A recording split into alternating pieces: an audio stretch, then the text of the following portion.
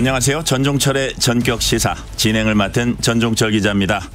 전공의 상당수가 병원을 떠나면서 전국에서 진료 차질이 빚어지고 있습니다. 정부는 전공의들이 현장 복귀 명령에 응하지 않으면 면허 정지 처분을 내릴 수 있다고 경고했습니다. 국회의원 총선거를 50일 앞두고 KBS가 여론조사를 실시한 결과 국민의힘과 민주당이 오차 범위 내 초접전을 벌이는 것으로 나타났습니다. 이낙연, 이준석 개혁신당 공동대표가 합당을 발표한 지 열하루 만에 결별을 선언했습니다.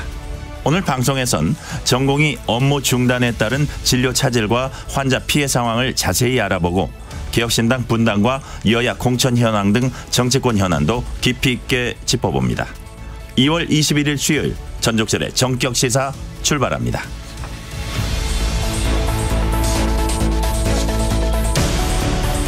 전종철의 전격시사는 유튜브로도 실시간 방송합니다. 문자 참여는 짧은 문자 50원, 긴 문자 100원이 드는 샵9730, 콩 어플은 무료입니다. KBS 1라디오 채널에는 정치, 경제, 사회, 문화 등 다양한 명품 콘텐츠가 있습니다. 구독과 좋아요, 댓글 많이 부탁드립니다.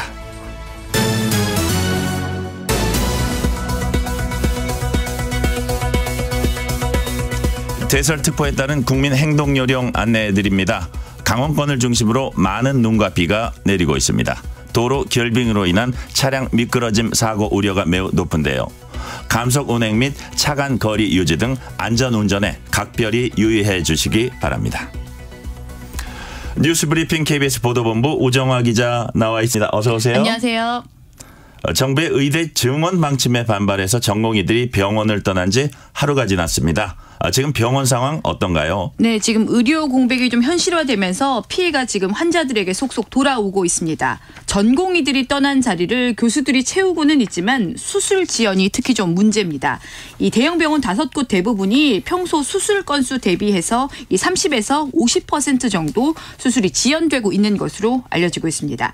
응급실의 경우엔 대부분 거의 정상 운영은 되고 있다고 하는데요. 하지만 이 진료를 받으려면 시간이 너무 오래 걸린다는 이 문제가 있는 것으로 알려지고 있습니다.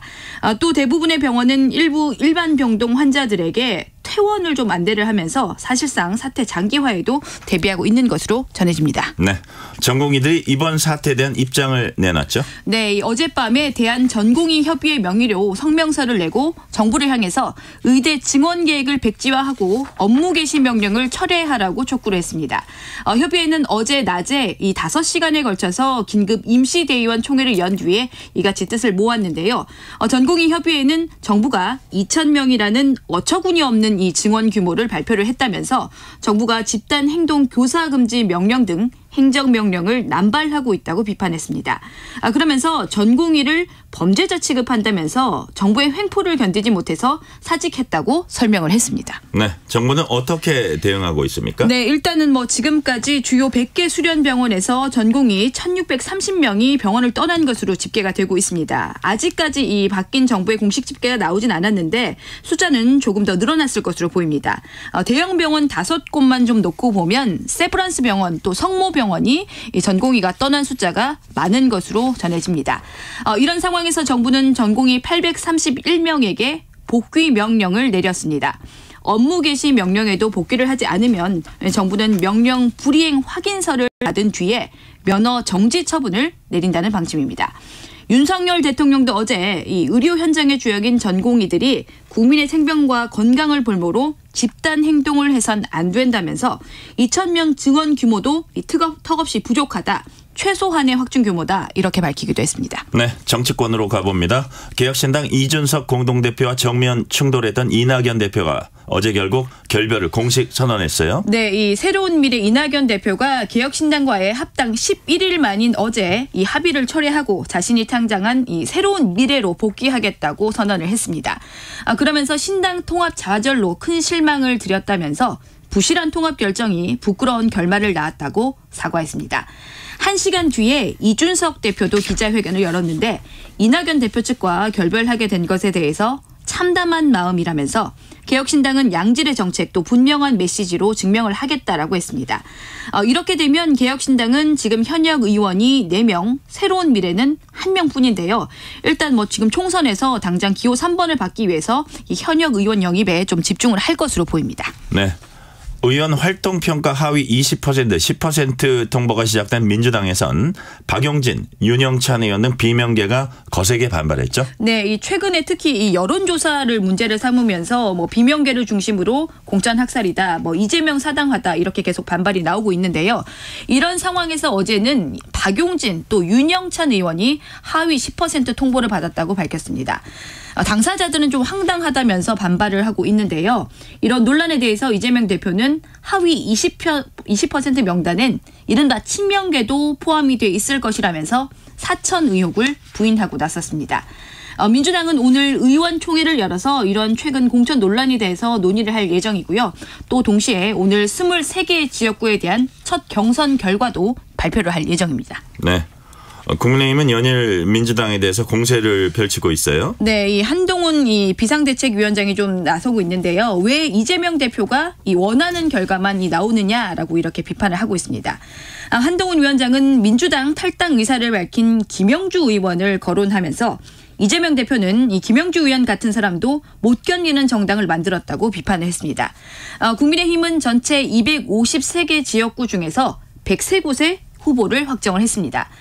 박진 전 외교부 장관은 강남 대신에 이 공관위 요청대로 민주당 현역 의원 지역구인 서대문 을에 출마를 하기로 했고 이원모 전 대통령실 인사비서관은 경기도 용인 갑에 투입되는 방안이 검토가 되고 있습니다.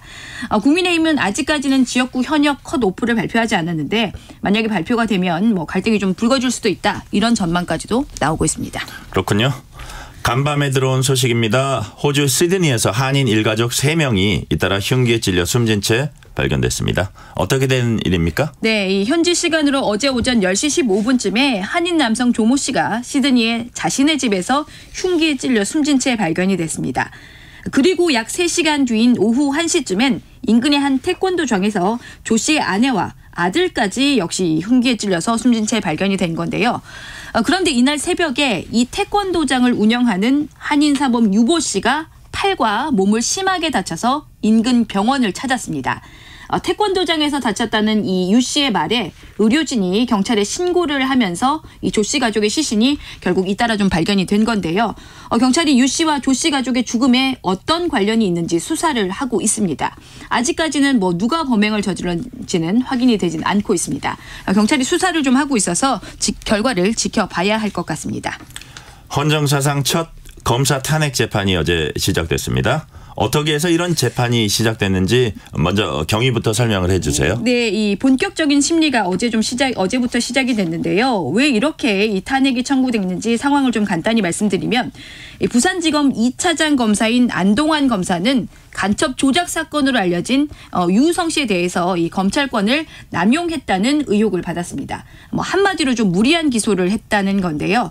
그래서 지난해 9월에 국회에서 탄핵 소추안이 통과가 됐고 5개월 만인 어제 첫 심리가 열린 겁니다. 안 차장 검사가 검찰권을 남용했다고 본 핵심 대목은 지난 2014년 이 유우성 씨의 외국환 거래법 위반 혐의에 대해서 기존의 기소 유예 처분을 뒤집고 이 기소를 하는 과정에서 위법성이 있다는 겁니다. 유 씨의 혐의에 대해서 대법원은 이 공소권을 자의적으로 행사해서 위법으로 볼만하다면서 무죄를 확정을 했는데요. 이걸 두고 국회에서 결국 탄핵까지 가고 말았던 겁니다. 네. 메이저리그 류현진 투수가 12년 만에 친정팀 하나 복귀를 결정을 했습니다. 한국 프로 사상 최고의 대우를 받게 된다고요? 네, 이 12년 만에 복귀가 좀 임박을 한 것으로 보입니다. 이 지금 하나 구단 측과 이 류현진 선수 측이 막바지 계약 조건들을 좀 합의를 하고 있는 것으로 알려지고 있는데요. 역대급 한국 프로야구 사상 역대급 대우를 받을 것이라고 하는데 지금 구체적인 내용은 알려지지 않고 있습니다.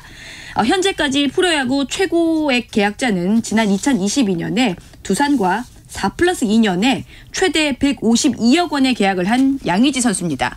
일부 언론에선 이번에 류현진 선수가 4년 계약에다 170억 플러스 알파 이런 보도까지도 나오고 있는 상황입니다. 네, 다음 달 개막하는 프로야구 판도에도 영향을 좀 줄 수 있겠어요. 네, 이 류현진 선수는 한국과 미국 프로야구 통산 176승에다가 2019년엔 아시아인 최초로 메이저리그 평균 자책점 1위에 오른 선수인데요. 이런 선수가 복귀를 하다 보니까 국내 경쟁팀들이 긴장을 할 수밖에 없을 겁니다. 류현진 선수가 이 하나에 가세할 것으로 알려지면서 하나는 단숨에 5강 후보로도 꼽히고 있습니다. 타 구단 사령탑들도 좀 급히 대비를 하고 있다는 소식도 알려지고 있는데요. 이 얼마 남지 않은 프로야구 개막을 앞두고 류현진 선수는 계약 절차가 빨리 마무리가 되는 대로 일본 오키나와로 이동을 해서 하나의 스프링 캠프에 합류를 할 것으로 보입니다. 네. 한 달 6만 원대로 서울 대중교통을 무제한 이용할 수 있는 게 기후동행카드인데요. 출시 한 달 만에 37만 장이 팔려 나갔다고요. 네, 이 실물 카드 또 모바일 카드까지 합쳐서 지금까지만 37만 장 가까이 팔렸는데요. 저도 이거 처음 판매하는 날 이 긴 줄 행렬을 봤는데 초반 인기몰이에 성공을 했습니다. 하루에 최소 2번은 이 서울 대중교통을 이용하는 직장인이시라면 이걸 사는 게 유리하다고 저도 말씀드린 적이 있는데 이 판매 일주일 만에 미리 만든 실물 카드 20만 장이 모두 다 팔렸고 지금 급하게 더 만든 물량도 빨리 소진이 되고 있다고 합니다. 실물 카드가 이렇게 빨리 팔리다 보니까 중고 시장에서도 인기인데 이 지금 중고 거래 플랫폼에선 정가보다 무려 2~3배 비싼 값까지도 거래가 되고 있다고 합니다. 그런데 아쉬운 게 아직은 서울 시내를 운행하는 대중교통에서만 사용할 수 있는 거죠? 네, 아직은 좀 서울 시내에서만 사용을 할 수가 있습니다. 그러다 보니까 이 서울과 경기도 사이를 출퇴근하는 직장인들은 아쉬울 수밖에 없습니다. 그래서 서울시가 인천 또 경기도 김포 등과 지금 협의를 계속하고 있는데 지자체 간의 다른 교통체계를 좀 손봐야 하는 일이라서 단기간에 해결이 되기는 사실 좀 쉽지는 않아 보입니다. 일단 이런 상황에서 이르면 오는 7월에 서울 지하철 요금이 인상이 될 수가 있어서 당분간 이 카드 인기는 좀 계속될 것 같습니다. 네, 서울 탱고 등의 히트곡을 부른 가수 방실이 씨가 향년 61세의 나이로 숨졌다고요? 네, 이 방실이 씨는 그동안 이 뇌경색으로 투병을 해왔는데 지난 2007년에 뇌경색으로 쓰러졌는데 어제 오전에 인천 강화의 한 요양병원에서 세상을 떠났습니다. 이 방실이 씨는 1980년대에 미 8군 부대에서 활동을 시작해서 1985년에는 여성 3인조 서울 시스터즈를 결성을 한 뒤에 1990년에는 솔로로 전향해서 서울 탱고 등을 발표하면서 많은 사랑을 받았습니다. 방실이 씨는 2007년에 뇌경색으로 쓰러져서 전신이 마비되는 등의 힘든 투병 생활을 이어왔는데요. 고인이 생전에 부른 노래에서 인생은 구름 같은 것이다 이렇게 노래를 했었는데 이제는 좀 고통을 버리고 구름처럼 가볍게 있기를 오랜 팬들은 바라고 있습니다. 빈소는 인천 강화군 장례식장에 마련이 됐습니다. 17년 동안 투병 생활 참 힘들었겠네요. 방실이 씨 아무쪼록 편히 잠들길 바랍니다. 오정화 기자 수고했습니다. 지금 시각 7시 33분입니다. 오늘도 강한 비바람과 함께 도로 미끄럼에 주의하셔야겠습니다. 중부지방과 경북의 비나 눈이, 그 밖에 남부와 제주도는 주로 비가 오겠습니다. 지금 강원, 경북 북동산지, 경기 북동부에 대설특보가 발효 중입니다. 내일까지 최대 8에서 10cm로 많은 눈이 오겠고요. 대설 경보가 내려진 강원 산지는 최대 60cm 이상의 폭설이 더 쏟아지겠습니다. 이번 눈비는 내일 오전 수도권과 충청권부터 그치겠지만 강원 영동과 일부 남부지방은 모레까지, 제주도는 주말까지도 이어질 전망입니다. 오늘 낮 기온은 서울이 4도 등 어제보다 1도에서 5도 정도 낮겠고요. 내일은 서울의 아침 기온이 0도, 모레는 영하 1도로 갈수록 추워질 전망입니다. 당분간 동해안과 경상권 해안, 제주도 해안은 너울성 파도가 높겠습니다. 지금 서울의 기온 2.4도입니다. 날씨정보 박다효였습니다. 이어서 이 시각 교통정보입니다. KBS 교통정보센터의 김민희 씨입니다. 앞서 들으신 것처럼 강원권으로 많은 눈이 내리면서 도로 상황이 좋지 않습니다. 제설 작업이 원활하지 않아 도로에 눈이 많이 쌓여 있는 만큼 가급적 월동장구를 갖춰서 운행하셔야겠고요. 앞차와의 간격도 더 넉넉히 유지하셔야겠습니다. 서울 양양고속도로와 영동고속도로 또 동해고속도로 강원권으로는 눈이 많이 쌓여서 사고가 잇따르고 있습니다. 서울 양양고속도로 서울 방면으로 서양양 나들목을 지나서는 차량 여러 대가 미끄러지는 사고가 났고요. 반대 양양 쪽으로 화도 부근 1차로에서도 사고가 났습니다. 동해고속도로 삼척 쪽으로 강릉 2터널 부근 2차로에서도 사고를 처리하고 있습니다. 중부고속도로 남이 쪽으로 진천 부근 사고는 갓길로 옮겨져서 처리 작업을 하고 있습니다. 그 밖에 서울시내 올림픽대로 하남 쪽으로 영동대교 부근 5차로에는 고장난 차가 서 있습니다. KBS 교통정보센터였습니다.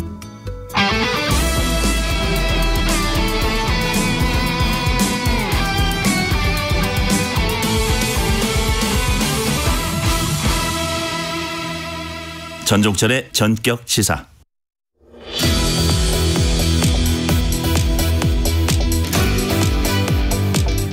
전공의들의 집단 사직과 근무 중단으로 병원 곳곳에서 진료 차질이 빚어지고 있습니다. 특히 응급실에 도착해도 제때 처방받지 못하거나 수술이 미뤄지는 사례도 잇따르고 있어서 환자와 그 가족들의 애가 타들어가고 있습니다. 한국중증질환자연합회 안선영 이사와 얘기 나눠봅니다. 이사님 안녕하세요. 안녕하십니까. 아침 일찍 직접 나와주셔서 감사합니다. 네. 누구보다 이 사태를 걱정스럽게 지켜보고 계신 분들이 바로 중증 환자 가족들일 겁니다. 네. 마음이 많이 무거우실 텐데 어떻습니까? 지금 처음에 이제 이런 논란이 시작됐을 때부터 이제 간간히 문의가 있었고요. 그리고 지금 말씀해 주셨던 것처럼 보호자분들 그리고 환자분들의 불안 수치는 점점 올라가고 있는 상황입니다. 네. 네. 한국중증질환자연합회 어떤 단체들이 같이 하고 계신지 그 단체에 대해서 조금 간략히 소개를 해 주세요. 네, 말씀드린 것처럼 저희는 연합회로 되어 있고요. 저희가 한국암환자권익협의회 그리고 한국다발골수증 환우회 그리고 한국루게릭연맹회 그리고 한국아토피중증연합회 그리고 한국폐섬유화 환우회 그리고 한국최정암 환우회가 같이 뭉쳐져 있습니다. 아, 그럼 회원도 제법 되겠네요. 예, 많으십니다. 그죠? 생긴 지도 제법 됐습니까? 지금 생긴 건 맨 처음에 이제 네 군데에서 먼저 시작이 됐었는데요. 네. 그러니까 서로 교류가 그렇게 원활했던 거는 아니었어요. 네. 각각 이제 환자분들의 어떤 협회 모임으로 이렇게 시작이 되셨으니까요. 그러다가 커뮤니티 이쪽 부분이 많이 발전하면서 8개 단체로 구성이 됐고 그리고 각각의 특수성이 있기 때문에 이번에 이제 그렇군요. 예, 중증 질환자 연합회로 되었습니다. 그렇군요. 이사님도 투병 생활 하셨다고 들었습니다. 네. 중증 환자와 가족분 애타는 마음 누구보다 잘 아실 거예요. 지금 네. 어떤 점을 가장 걱정하고 있습니까? 지금 가장 걱정하시는 거는 언제쯤이라는 거죠. 그러니까 언제쯤 제대로 된 의료 서비스나 아니면 의료 행위를 받을 수 있는지 그리고 수술이 지금 뒤로 미뤄지신 분들 이 분들의 케이스가 굉장히 다양하세요. 네. 예, 그러니까 암 환자들 같은 경우에도 바로 암이 체크가 됐다고 해서 바로 수술이 들어가는 게 아니라 그 진행 속도나 이런 부분들을 봐서 이제 항암 치료가 먼저 들어가고 그다음에 수술로 이어지던가 아니면 수술부터 잡히는 분들도 계시기 때문에 그런 심리적인 불안 이제 이런 분들이 굉장히 많죠. 그 네. 각각의 다양성들을 가족분들이 서로 이렇게 이겨내셔야 되기 때문에 많은 불안이 있습니다. 네. 지금 방금 이제 사례 얘기하셨는데 수술 연기라든지 진료 지연 등 뭐 네. 여러 가지일 거예요. 좀 구체적으로 몇 가지 좀 소개를 해 주세요, 지금. 지금 이번에 저희가 이 일을 겪으면서 저희 협회에서 이제 체크가 된 게 여러 가지가 있는데요. 네. 우선은 한 가지 좀 말씀을 드리고 싶은 게 저희 협회 쪽으로 이제 얘기가 들어오는 게 뭐 고창이나 이런 데서 치료를 받으려고 계획을 하셨던 분들이 보면 서울이나 뭐 이렇게 5대 병원으로 네. 지금 접수가 돼 있는 케이스들이 많아요. 그래서 저희가 이번에도 한번 느꼈던 게 지방 의료나 이런 부분에 대해서 많이 무너져 있다라는 것도 다시 한번 확인했고요. 그리고 지금 서울에 이제 어떤 모 병원 같은 경우에도 환자가 되게 3차 수술이라고 들었습니다. 이제 네네. 그런데 그 부분에 대해서 미뤄지신 거예요. 이제 무기한 연기가 되는 거죠. 그리고 다른 병원으로 한번 확인을 해봤더니 이게 연계해서 그 할 수 있는 또 그 상황은 또 아니시라고 하더라고요. 그러니까 무슨 말씀이냐면 환자들 입장에서는 지금 내가 다니던 병원에서 치료가 안 되면 다른 병원이라도 좀 확인을 하고 싶어 하고, 그리고 이번에 첫 발견이고 첫 수술이고 그러시면 다른 병원에도 지금 문의를 하고 계세요. 네. 그러신데 그런 분들조차도 거기서 대기나 이런 부분에 대한 정확한 설명조차가 없는 상황입니다. 그래서 여러 가지로 있죠. 네, 그래서 이제 여러 종류의 이제 그 환자들이 있겠지만 특히 이제 중증 환자들 입장에서는 그렇습니다. 좀 지체되고 이런 것이 그 무게감이랄까요, 그 두려움이 더 클 것 같아요. 네, 맞습니다. 그죠? 지금 이게 우리나라가 그 건강검진 시스템이 잘 돼 있어서 뭐 1기, 2기라고 얘기하는 경우도 있지만 아직까지도 3기 뭐 전이가 된 상태로 발견되는 경우들이 적지 않거든요. 네. 근데 그분들 같은 경우는 그 단어들 자체가 무서우신 거예요.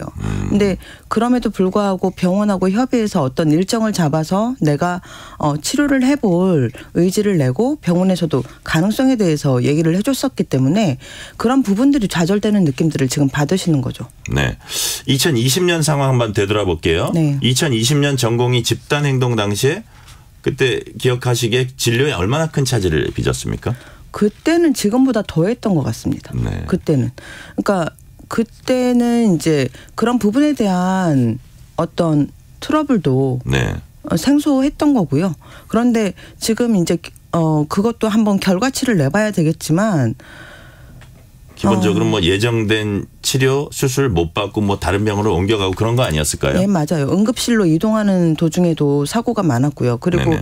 그 응급실 이동 차량에서 사망했던 경우에 대한 케이스들도 있었습니다. 아, 그렇군요. 네.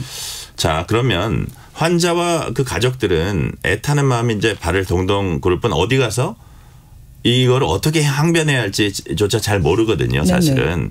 또 이제 환자 입장에서는 이제 아픈 사람이 항상 어떻게 보면 자기 몸에 처분을 맡기다 보니까 병원 앞에서 또 의사 앞에서 일종의 의뢰 입장 아닙니까? 그러다 보니까 그런 상담이나 문의하신 분들에게 어떤 말씀을 좀 해주고 싶으세요?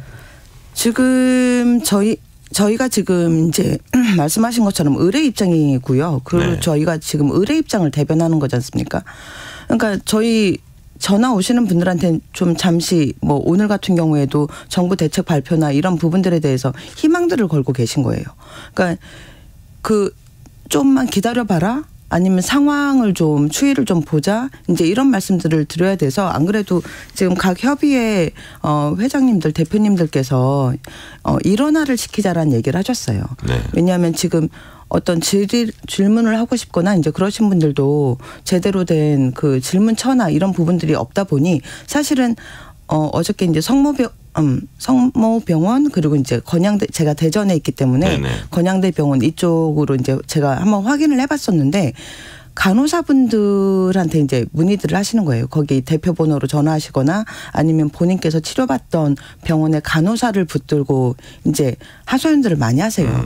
그래서 그런 부분들 때문에 저희도 일원화해서 그 좀 도와드릴 수 있는 부분에 대해서 좀 적극 대처를 하자고 해서 지금 저희도 상담을 일원화할 계획이고 그렇게 진행하고 있습니다. 네네. 지금 말씀하신 대로 대응책을 조언해 줄 수 있는 창구 이제 필요한 거는 분명히 보이고요. 네네. 그다음에 이제 온라인 커뮤니티 혹은 오프라인 모임 이런 것도 잘 운영되고 있는지 궁금합니다. 지금 상황 어떻습니까? 적극적인 운영은 지금 같지는 않았습니다. 그러니까 왜냐하면 이제 협의회 그 특성상 병을 알고 난 다음에 그리고 어느 정도 치료가 되신 다음에 이런 협의가 있다라는 걸 알고들 들어오셨기 때문에 이제 그 안에서 또 어떤 결과치에 대한 이야기들은 있었지만 그 진행 과정에 대한 그런 걸 온라인에서 나누는 일은 그렇게 많은 케이스는 아니었습니다. 아니었고요. 네, 그래서 오프라인 모임 같은 거는요? 오프라인 모임 같은 경우에는 하고 있습니다. 아, 그래요? 제법 활성화가 돼 있어요? 일반 그 커뮤니티처럼 그렇게까지는 활성화가 돼 있지는 않습니다. 근데 이번에 저희도 이 부분에 대해서 좀 정비해야 될 부분들은 정비하자라는 게 지금 각 대표님들의 의견이셨습니다. 아, 그렇군요. 그 수술과 항암 치료가 급한 환자들의 생명을 볼모로 해서는 안 된다. 이건 이제 주지의 사실입니다. 근데 이제 협회와 그다음에 이제 의사 단체 간에 따로 소통의 자리가 있었습니까? 없었습니다. 아, 전혀 없었어요? 네, 없었습니다. 예. 어떻게 좀 할라 그랬는데 안 됐습니까? 아니면은 그쪽에서 거부를 했습니까? 아마 지금 추이를 보면 네네. 지금 의협과 정부에서는 환자들의 소리를 이용을 하려고 하지 들으려고 하는 건 아니라고 생각합니다. 양쪽 다. 아, 그래요? 네, 그렇습니다. 왜냐하면 어떤 소통의 창구가 제한된 적도 없고요. 그리고 우리가 이렇게 하려고 진행을 하려는데 대처를 좀 뭐 막막하겠지만 대처를 좀 어떻게 해보시라는 그런 제안이라던가 아니면 통보나 공문조차 없었으니까요. 네네. 예. 아, 그런 거는 그 양쪽을 조금 신뢰하지는 않으시는 것 같아요. 지금 이사님께서는. 네, 저는 그렇습니다. 저 개인 의견으로는 그렇습니다. 자, 그러면 환자 개인이 아닌 그 한국중증질환자연합회 차원에서 네. 이번 의료 공백에 대해서 따로 조치를 하거나 뭐 조치를 강구하고 있거나 이런 부분이 있습니까? 우선은 지금 환자분들이 전화가 오시는 건 네. 너무 힘드시고 외롭고 무섭고 공허하시고 이제 그런 케이스로 이제 전화들이 오시는 거예요. 네네.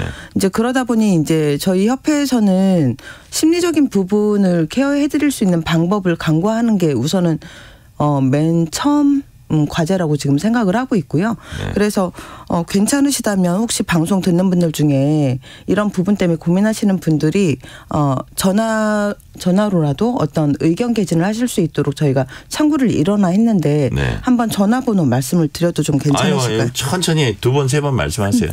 네, 지금 저희가 일어나된 번호가요. 서울 02-6326-7941입니다. 자, 일어나된 번호가 02-6326-7941요. 네, 그렇습니다. 네, 그렇군요. 네. 여기가 명칭이 지금 저희 중증질환자연합회 대표번호로 지금 하고 있고요.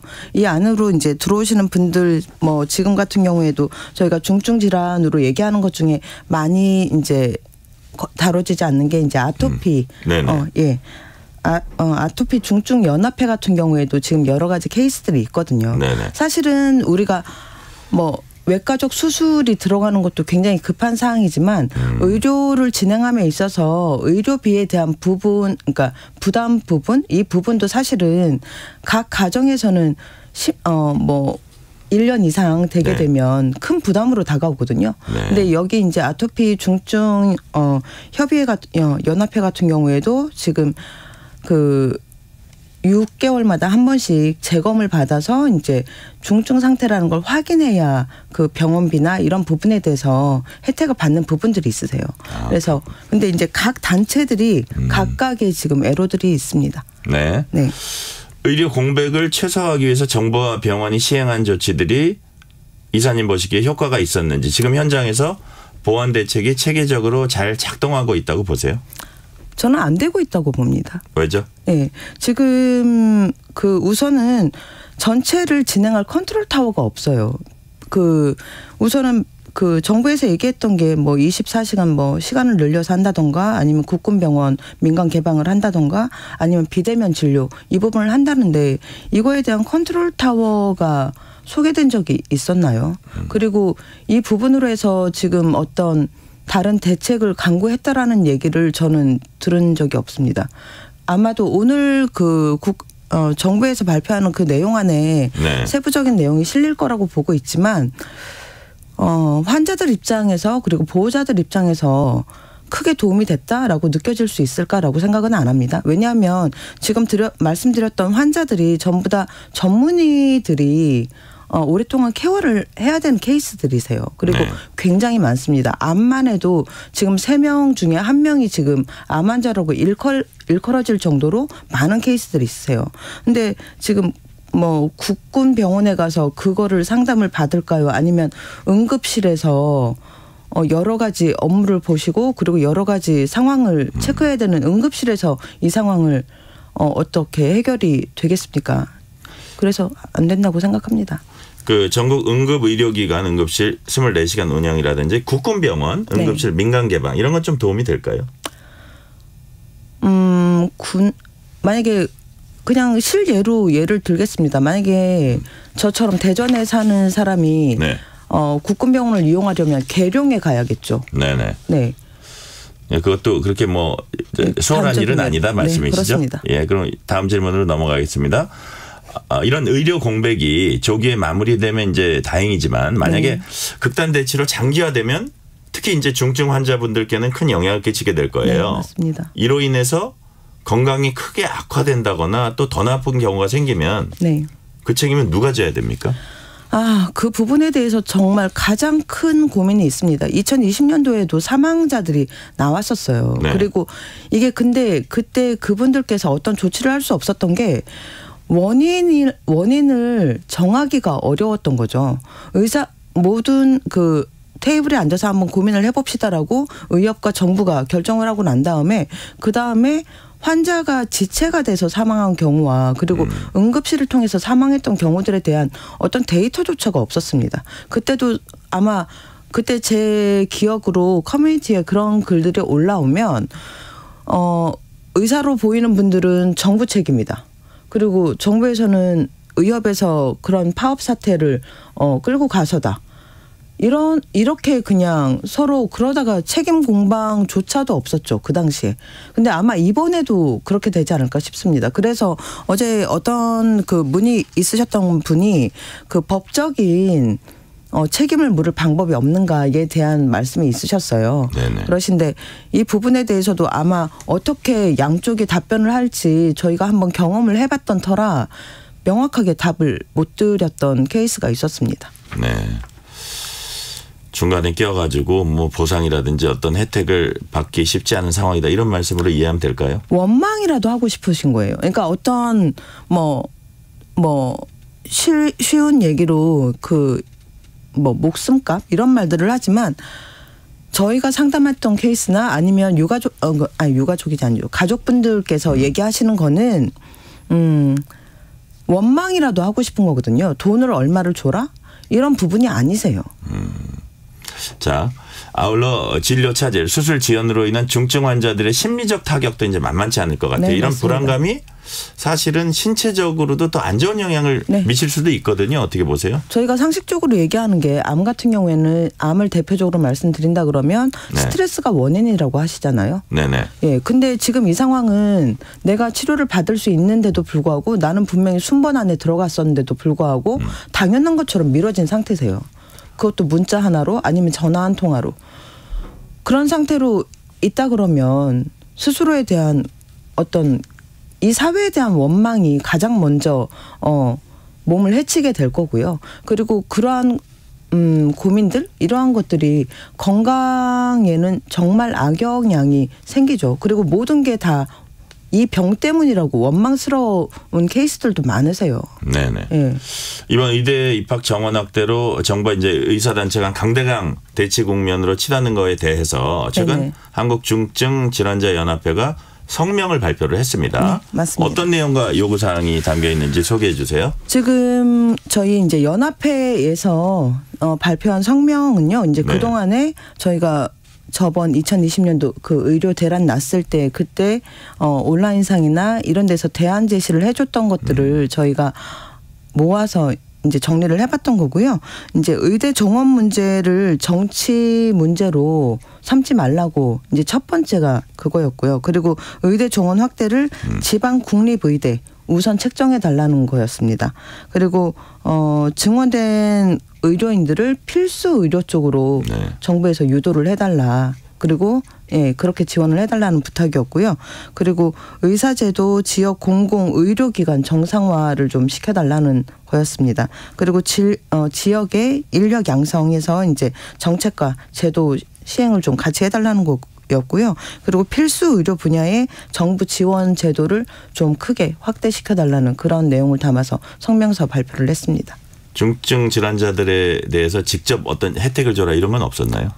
중증 질환자 아까도 말씀드렸지만 네. 중증 질환자들은 나한테 어떤 보상을 바라시는 게 아니세요. 예, 그냥 내가 가까운 병원에서 안심하고 치료받을 수 있고 그리고 내가 멀리 고창에 사는데 서울까지 왕복해야 되는 그런 부분에 대한 좀 안정적인 의료 서비스를 바라시는 거죠. 네. 네. 자, 시간이 이제 1분 이내로 남았는데 끝으로 중증 환자 가족 대표해서 정부와 의료계에 바라는 점 한마디로 이렇게 쫙 한 말씀 해주신다면요. 네, 그냥 어저께 신선하게 하나 들어왔던 케이스가 있습니다. 지금 여러 가지 얘기들이 돌고 있지만 어저께 이제 서울대 학생이 올린 글이 하나 있었어요. 너희들 자소서에 의료에 대해서 의대를 지원할 때 자소서에 뭐라고 썼냐. 네, 생명을 가장 중시 여기겠다라고 하지 않았냐. 네. 이제 이런 부분이 있었습니다. 이 부분을 그 생명을 중시 여겨주는 부분에 대해서 의협에서는 한 번 더 체크해봐 주시고 정부에서는 정부의 역할은 국민의 생명 그리고 안전 이 부분에 있다라는 거 다시 한번 생각해 주시고 같이들 얘기들 좀 해주셨으면 좋겠습니다. 감사합니다. 여기까지 듣겠습니다. 한국중증질환자연합회 안선영 이사였습니다. 감사합니다. 감사합니다. 전종철의 전격시사 1부 순서 여기서 마치고 2부가 이어집니다. 고생하셨어요.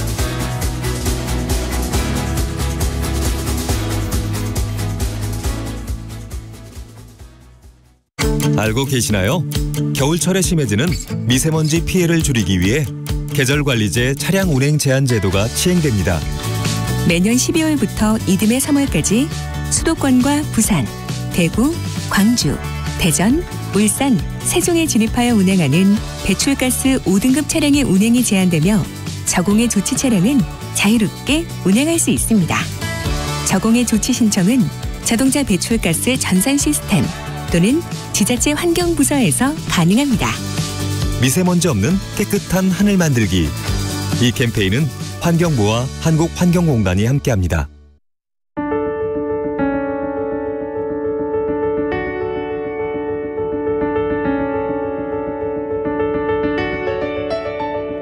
KBS 라디오 기후위기 대응 캠페인 지구를 안녕하세요. 저는 기후솔루션의 배여진 캠페이너입니다. 우리는 매일 기후위기를 겪고 있는데 알아채지 못할 뿐이라고 생각을 합니다. 기후위기 시대라고 이제 많이 들어보셨을 텐데 위기가 계속되는 시대인 겁니다. 우리가 그런 시대를 살아가는 것이고 다만 이 위기가 아직 나에게도 이제 일어나지 않은 것일 뿐이지 언젠간 나에게 일어날 수 있는 일입니다. 좀 아쉬운 부분이라고 하면은 우리나라 학교에 마련되어 있는 환경교육이 거의 없습니다. 그래서 이 환경교육이 조금 더 이제 아이들이 많이 받을 수 있게 이제 좀 되면 좋을 것 같은데 앞으로 환경이 우리 삶에서 매우 중요한 부분이 될 것인데 우리가 남긴 환경 오염의 결과물을 아이들이 받게 될 것입니다. 그 결과물에 대해서 아이들에게 미리 알리고 대비할 수 있게 해야 합니다. 그래서 아이들에게 사과도 하고 또 아이들이 그 환경 교육을 받아서 거꾸로 어른들한테 기후위기임을 알리고 뭐라도 하라고 하게 이제 또 할 수 있어야 합니다. 그러면은 우리가 의미 있는 시간을 벌 수 있을 것이고 조금이라도 책임을 진 어른이 될 수 있을 것입니다. 뜨거워지고 있는 지구. 지금 우리의 문제입니다. KBS 라디오 기후위기 대응 캠페인 지구를 지켜라 였습니다.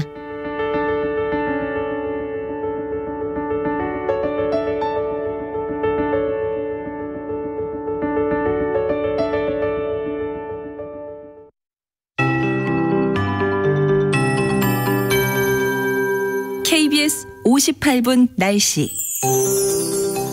오늘도 차가운 비와 눈이 내려 도로 미끄럼에 주의하셔야겠습니다. 이번 눈비는 내일 오전 수도권과 충청권부터 그칠 텐데요. 강원 영동과 일부 남부지방은 모레까지, 제주도는 주말까지 이어질 전망입니다. 찬바람은 더욱 강해지면서 기온이 내림세를 보이겠습니다. 오늘 중부지방과 경북은 비나 눈이, 그 밖에 남부와 제주도는 주로 비가 내리겠습니다. 강원과 경북 북동산지, 경기 북동부에 대설특보가 내려진 가운데 수도권의 비가 점차 눈으로 바뀌고 있는데요. 내일까지 중부 내륙과 경북 북부, 지리산 부근에는 최대 8에서 10cm의 많은 눈이 오겠습니다. 동해안은 최대 20cm가 넘는 대설이 이어집니다. 대설 경보가 내려진 강원 산지의 경우 앞으로 30에서 50, 많게는 60cm 이상의 눈이 더 쏟아지겠습니다. 오늘 낮 기온은 어제보다 1도에서 5도 정도 낮겠습니다. 서울이 4도, 대전 6도, 광주 9도, 부산 10도, 강릉은 2도 안팎에 머물겠습니다. 경상권 해안과 제주도에 내려진 강풍주의보는 차츰 전남 남해안으로 확대할 수 있고요. 당분간 전국에 바람이 강한 가운데 바다의 물결도 매우 높게 일겠습니다. 지금 서울의 기온은 2.4도입니다. 박다유입니다.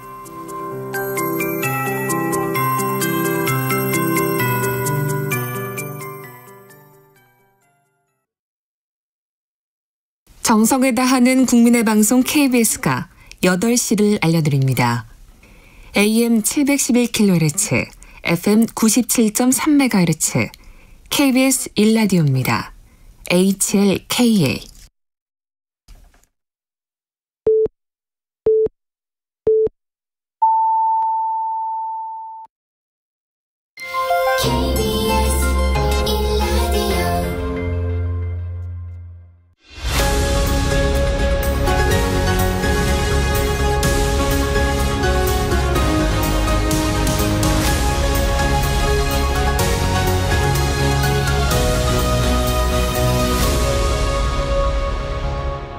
전종철의 전격 시사.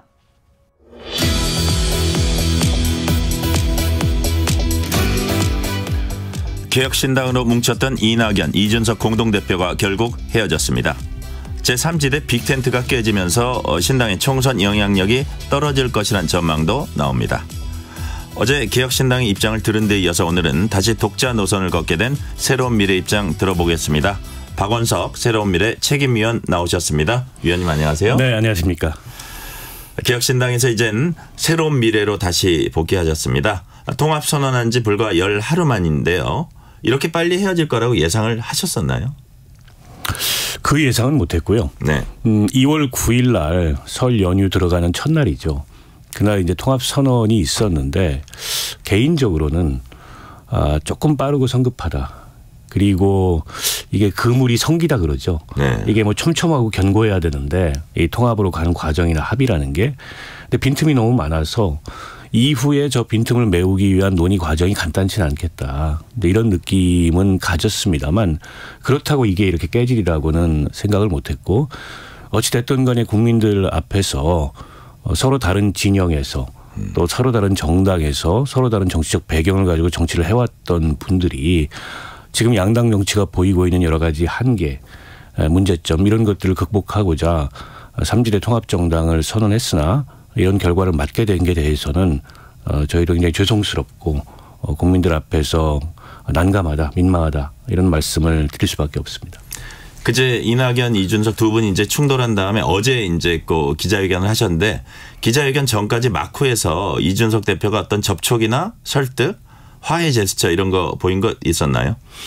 뭐 제가 다 알지는 못합니다. 그러나 이런저런 얘기들이 직간접적으로 오갔습니다만 무슨 의미 있는 접촉이나 만남 같은 건 없었던 걸로 알고 있고요. 저희가 가장 놀랬던 대목은 저희가 알려고 의도하지 않았는데 오후에 알게 됐습니다. 저희는 그 최고위원회가 있은 이후에 그 최고위원회 상태가 너무 심각했기 때문에 새로운 미래 자체 책임위원회, 그러니까 최고위원회를 오후에 소집을 해놨습니다. 그 4시였는데 그 사이에 알려진 걸 보면 이준석 대표가 관훈 토론회 끝나고 몇몇 기자들하고 차담회, 비공식 차담회를 가졌는데 왜 그런 비공식 차담회 대화 내용이 정보보고로 언론사에 올라오지 않습니까? 네네. 그게 저희들한테도 전달이 됐는데 거기 보니까 그런 내용이 있더라고요. 김종민, 이낙연, 김종민 두 사람이 나가면 이원욱, 천하람으로 최고위원을 보임하고 김종인 비대위원장한테 찾아가서 전권을 드리는 공관위원장을 부탁해서 선거를 치르겠다. 저희가 좀 놀랬던 건 오전 최고위원회 상태가 심각했지만 그 상황에서 뭐 합당 무산이나 결별이나 이런 얘기가 전혀 공식적으로 나오지 않고 있는 상황이었거든요. 그런데 이준석 대표의 그 내심, 이준석 대표의 대안은 굉장히 빠르게 작동하고 있었구나. 그렇다 보니까 그 전주에 있었던 목요일부터 있었던 일련의 좀 납득하기 어려운 과정이 결국 하나의 그런 결론을 예정해 두고 이런 그 과정이 있었던 거 아닌가라는 데까지 저희가 생각이 미치게 됐던 거죠. 새로운 미래에선 이준석 사당화 주장을 했습니다. 의견 조율 과정에서 그동안 이 대표가 독단적으로 결정한 사안이 많았나요? 글쎄요. 독단이라기보다는 이준석 대표 측의 사정을 많이 고려하고 배려를 했죠. 통합 합의부터 당명을 개혁신당으로 하는 것도 그런 측면이 있고요.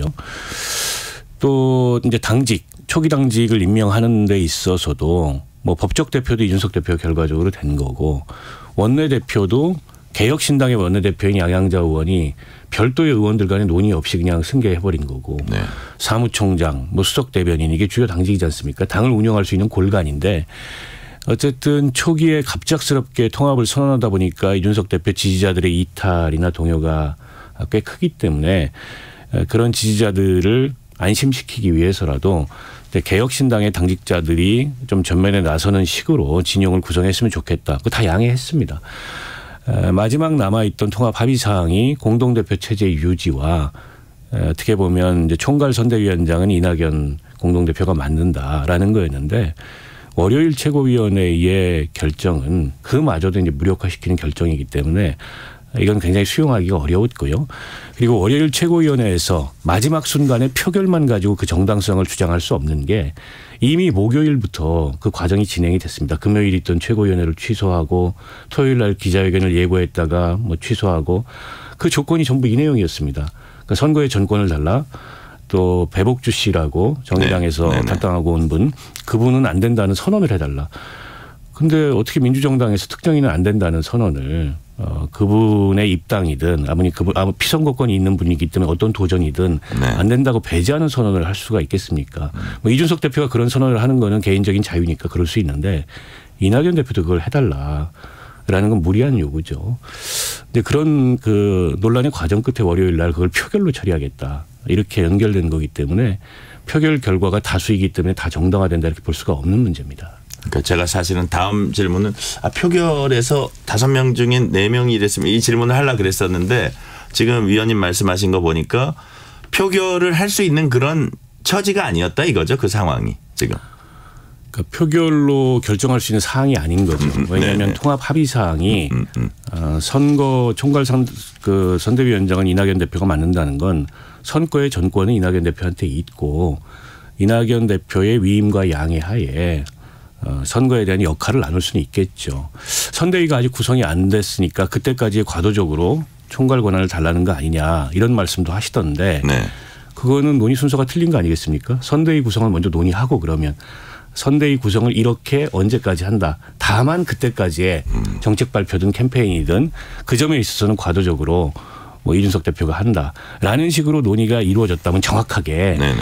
이런 오해가 없었을 텐데 그런 게 아니었습니다. 저희가 듣기로는 그냥 선거의 전권을 다 넘겨라 이런 얘기였고 또 공관위원장 문제도 이런저런 분들이 등장했습니다. 후보자로. 그러니까 김종인 비대위원장을 공관위원장으로 모시자고 의사결정이 내려진 건 아니었어요. 나온 아이디어였고 그 단계에서 접촉이 이루어졌지만 그것도 의사결정을 해야 될 상황이었는데 마치 어떤 기정사실인 것처럼 얘기되는 것도 적절치는 않다고 봅니다. 네. 근데 이제 사안이 진행되는 과정에 있어서 민주당 출신 조홍천, 이원욱 의원 이런 분들이 뭐 금태섭, 양양자 이런 분들뿐만이 아니라 저쪽 이준석 대표 쪽 입장에 이제 섰거든요. 그런 부분은 이낙연 대표로서는 좀 약간 뼈아픈 부분일 수도 있을 것 같은데 그분들이 왜 그쪽에 가 있죠? 아니 글쎄요, 뭐 누구 편 이런 걸 떠나서 네. 그 의사결정에 대해서 이제 다른 생각을 갖고 있는 거죠. 네네. 통합 합의에 대해서도 다른 생각을 갖고 계신 것 같고 양양자 의원은 뭐 이준석 대표하고 먼저 합당을 했기 때문에 그 둘 사이에 세력 구분을 하는 거는 의미가 없다고 보고. 예. 조홍천, 이원욱 두 분 의원은 이제 원칙과 상식이라는 모임을 당내에서 뭐 김종민 의원도 이전에 함께 구성을 하셨다가 이번 통합에 나선 건데 네. 세력이라고 볼 수 있을지 모르겠어요. 그분들이 당을 갖고 계신 것도 아니고 네. 당원이 있는 것도 아니고 개인적에 가깝다. 현역 의원 두 분이시기 때문에 예. 정치적 위상은 굉장히 높으나 뭐 세력이라고 보기는 어렵고 금태섭 의원 같은 경우에 당을 먼저 만드시고 그 당도 여전히 아직 법적으로 개혁신당하고 합당이 안 된 채로 있습니다. 네네. 그런데 지금 이낙연 대표나 김종민 의원이나 제가 속해 있는 새로운 미래는 당원이 10만 명이 넘어요. 그리고 법적 창당이 이제 어제서야 됐습니다. 이게 네네. 법적 창당이 되고 나서야 그다음에 이제 통합을 할 수 있는 거거든요. 근데 이렇게 10만 명이 넘는 실질적인 어떤 그 세력이고 이 내부의 당원들의 의견도 다양한데 여긴 여기대로 그런 당원들의 의견을 고려하지 않을 수 없는 또 그 당원들의 정치적 기대라는 게 있지 않습니까? 네. 이낙연 대표에 대해서든 새로운 미래에 대해서든 그걸 고려하지 않을 수 없는데 이쪽의 당원들의 그런 기대나 고려는 다 무시돼야 되고 개혁신당 쪽에 당원들의 우려, 걱정, 이탈 그게 어쨌든 중심이어야 한다는 거는 저희로서는 뭐 수긍하기가 어려운 거죠. 네, 김종인 그 공천관리위원장 이렇게 모셔오는 데 있어서의 어떤 갈등도 어쨌든 여러 가지 지금 이런 정면 충돌한 이유 중에 하나라고 보십니까? 그건 아닌 것 같아요. 그건 뭐 갈등이라고 보기가 어려울 것 같고 네네. 나왔던 하나의 아이디어고 뭐 많은 분들이 좋은 아이디어라는 공감을 했던 것 같아요. 그런데 이제 과연 오시겠냐. 김종인 비대위원장이 그동안에 뭐 여러 당에서 비대위원장, 선대위원장 역할을 하면서 선거에 확실한 성과를 보였던 것도 사실인데 이렇게 막 시작하는 스타트업 같은 3당에서 당대표든 비대위원장이든 뭐 이런 걸 해보신 적은 없거든요. 네. 그런데다가 이제 그분 특유의 스타일이 모든 권한을 주지 않으면 안 하는 이런 스타일도 있지 않습니까? 근데 이제 공천관리위원장이라는 게 상징적이기도 하지만은 공천에서 굉장히 중요한 역할인데 김종인 비대위원장을 모셔와서 상당한 권한을 주더라도 그조차도 어쨌든 민주적 절차를 갖추고 민주적 절차 내에서 권한을 행사하시도록 해야 된다라는 게 저희 생각인데요. 그런 부분에 대해서 구체적 합의가 이루어진 게 아니었어요. 네. 그리고 김종인 비대위원장으로 하자고 의사결정이 정확히 내려진 것도 아니었고 김종인 비대위원장도 뭐 관심 없다 이런 식의 반응을 보이셨기 때문에 약간 논의가 교착돼 있는 상황이었다고 보는 게 정확할 것 같습니다. 또 이런 얘기도 들립니다. 이낙연 대표가 호남에 출마해 호남 표심 견인해야 한다. 개혁신당 인사들의 요구가 있었지만 출마 여부를 계속 확정하지 않은 게 갈등의 불씨 중에 하나가 됐다. 이거 일리가 있는 말입니까? 글쎄요. 이게 저는 그 갈등의 불씨나 균열의 원인이라고 보기는 어렵다고 생각하고요. 이낙연 대표가 출마 결심을 안 하신 건 아직 맞는데 출마 고민이 없는 건 아니거든요. 네. 지난번에 광주에서 최고위원회를 하면서 출마 여부를 고민 중에 있고 출마한다면 광주가 첫 번째 선택지, 제1선택지가 될 거다 이 말씀도 하셨어요. 고민이 있는 거죠, 여전히. 그러나 이제 정치인의 출마, 그것도 특정 지역에서의 출마 여부는 굉장히 실존적인 결단입니다. 네네. 그거는 그분한테 맡겨야 되는 거죠. 누가 됐든 간에. 그리고 이낙연 이 대표쯤 되는 정치적 위상을 가진 분이라면 뭐 신중할 수밖에 없어요. 근데 그런 점을 감안했을 때 호남 출마를 하는 게 좋겠다라는 의견이 현재의 새로운 미래 내에서도 상당히 있습니다. 네네. 그러나 어쨌든 최종적인 그 결정은 이낙연 대표가 하시도록 하는 게 저는 맞다고 보고 이번에 이제 논란의 과정에서 그게 갈등의 전면에 부상된 적은 없었습니다. 네. 이제 관건은 이번 결별이 총선에 어떤 영향을 미치냐일 겁니다. 사실 기득권 양당 정치 청산하겠다는 명분으로 개혁신당 지붕 아래로 모였었잖아요. 그래서 이번 결별로 새로운 미래와 개혁신당 모두 이제 일정 부분 타격이 있지 않을까 하는 게 이제 사람들 생각인데 어떻게 보십니까? 어느 정도 타격이라고 보세요? 괴로운 일이죠. 네. 또 국민들 앞에서 저희가 선언하고 약속했던 바를 지키지 못한 점도 괴롭고 또 양당의 기득권 정치를 비판하면서 삼지대 통합정당을 하겠다고 나왔는데 마치 여기서도 기득권 다툼을 하다가 흩어지는 모양새를 비추는 것도 괴롭고요. 그러나 정확히 말씀드리면 기득권 다툼은 아니었습니다.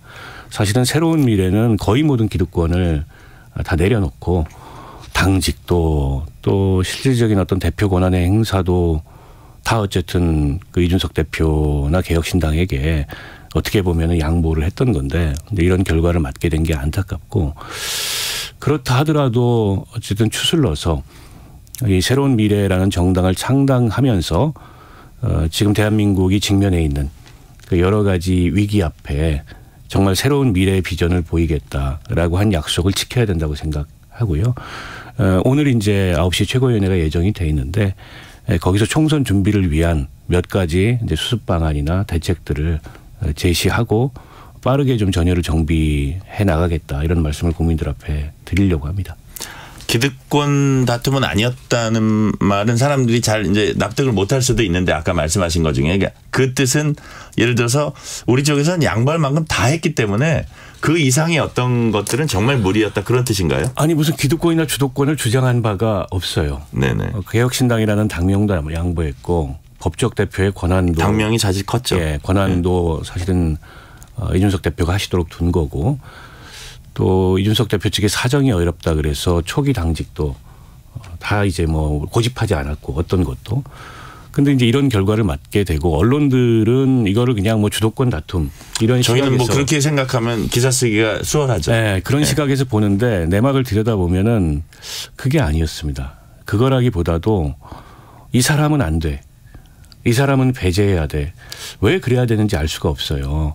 그 배복주라는 분이 그렇게 유명한 분도 아니고요. 어떤 대표성이 있는 분도 아닙니다. 다만 이준석 대표의 지지그룹이 전장년이라는 단체가 벌이고 있는 지하철 시위에 대해서 아주 극도의 그런 어떤 혐오감과 비판 의식을 갖고 있는 거. 근데 그게 배제의 영역인지 토론의 영역인지 잘 모르겠습니다. 저는 토론의 영역이라고 보고 배복주라는 개인은 본인이 그 시위의 기획자도 아니고 주도자도 아니고 적극적인 찬성 의사도 갖고 있지 않다.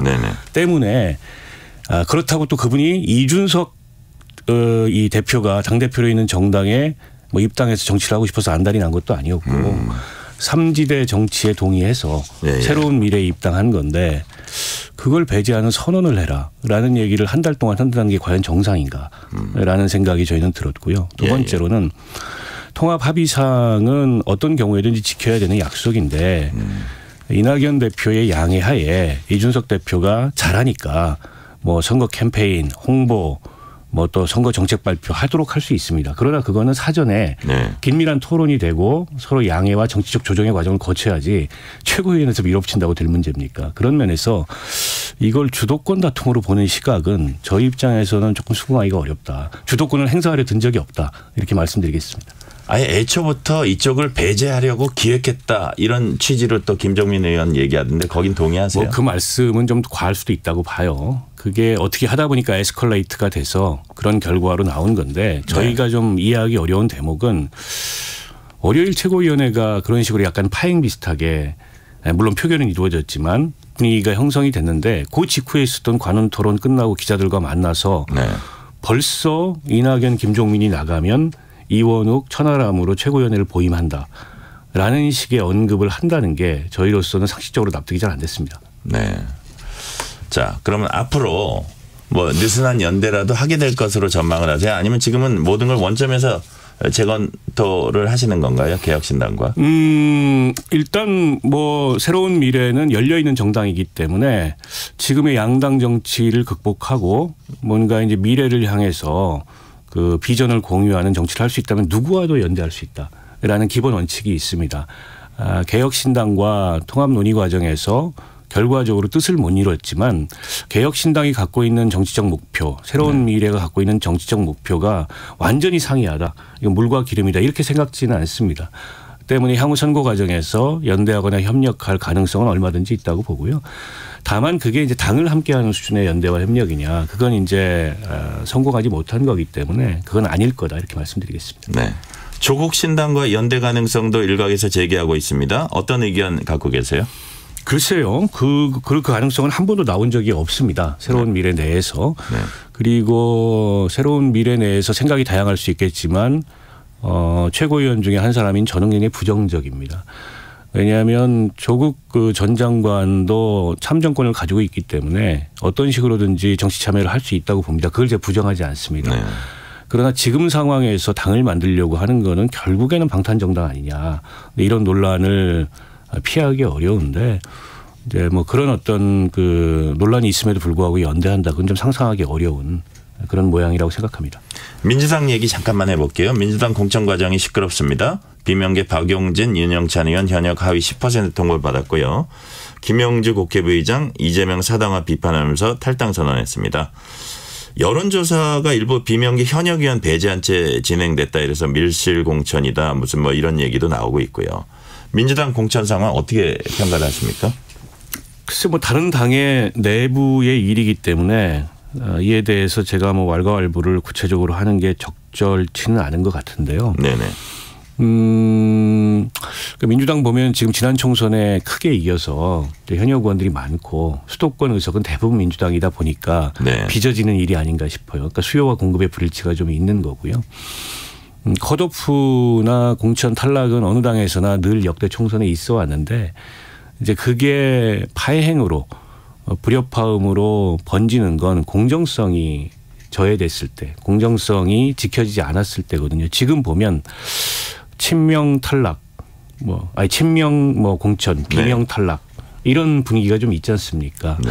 그리고 공관위원장께서 저는 굉장히 중대한 실언이었다고 보는데 지난 정부에 책임이 있는 인사들은 네네. 나서지 말라라는 식의 언급을 했어요. 공천관리위원장이 그런 언급을 하면은 그건 굉장히 공정성에 논란이 됩니다. 그래서 어떤 정치적 의도가 작용하고 있구나. 이런 비판을 피하기가 좀 어렵고 개인적으로는 네네. 박용진 의원이 하위 10%에 들어갔다는 거는 사실 좀 납득이 안 돼요. 상식적으로. 예. 제가 박용진 의원을 알긴 압니다. 그러나 박용진 의원하고 한 당에서 정치를 했던 건 아니지만 저도 어쨌든 국민의 한 사람으로 정치인의 한 사람으로서 그동안에 박용진 의원의 활동을 이렇게 지켜봤을 때 하위 10%에 들어갈 만한 무슨 문제가 있을까? 오히려 박용진 의원은 국민들한테 박수 받는 일을 많이 하지 않았나? 이런 생각이 들거든요. 그러니까 저런 의원이 하위 10%에 들어가니까 그 정치적 의도나 공천의 기준이 과연 뭔가에 대해서 더 의심을 많이 하는 게 아닌가 싶고요. 결국 당내에 큰 논란으로 번질 가능성이 있는 것 같아요. 지금 보면 집단행동을 하겠다 이런 분들도 있는 것 같고 어느 당이든 공천에 잡음 후유증은 있지만 거기서 만약에 국민들이 보기에 공정성이라든지 투명성이라든지 이런 게 없는 공천이었다고 하면 본선에 미칠 영향도 굉장히 클 텐데 민주당이 어떤 면에서는 그런 면에서는 좀 위기가 아닌가 싶습니다. 네, 마지막으로 하나 여쭤볼게요. 실망한 국민들을 어떻게 설득할 계획이신지 제3지대 기대하셨던 국민들께 짧게 한 말씀 해 주세요. 일단은 거듭 저희가 사과하고 자세를 낮추는 모습을 보이는 게 첫 번째라고 생각하고요. 두 번째는 3지대 정치가 설득력을 얻는 건 결국 양당의 그런 패권 정치, 독선 정치, 무능 정치하고는 다른 어떤 모습, 비전, 인물, 대안 이걸 보이는 거라고 생각합니다. 그걸 향해서 부지런히 움직이고 선거 마지막까지 최선을 다하겠다 이 말씀 드리겠습니다. 여기까지 듣겠습니다. 박원석 새로운 미래 책임위원이었습니다. 감사합니다. 고맙습니다.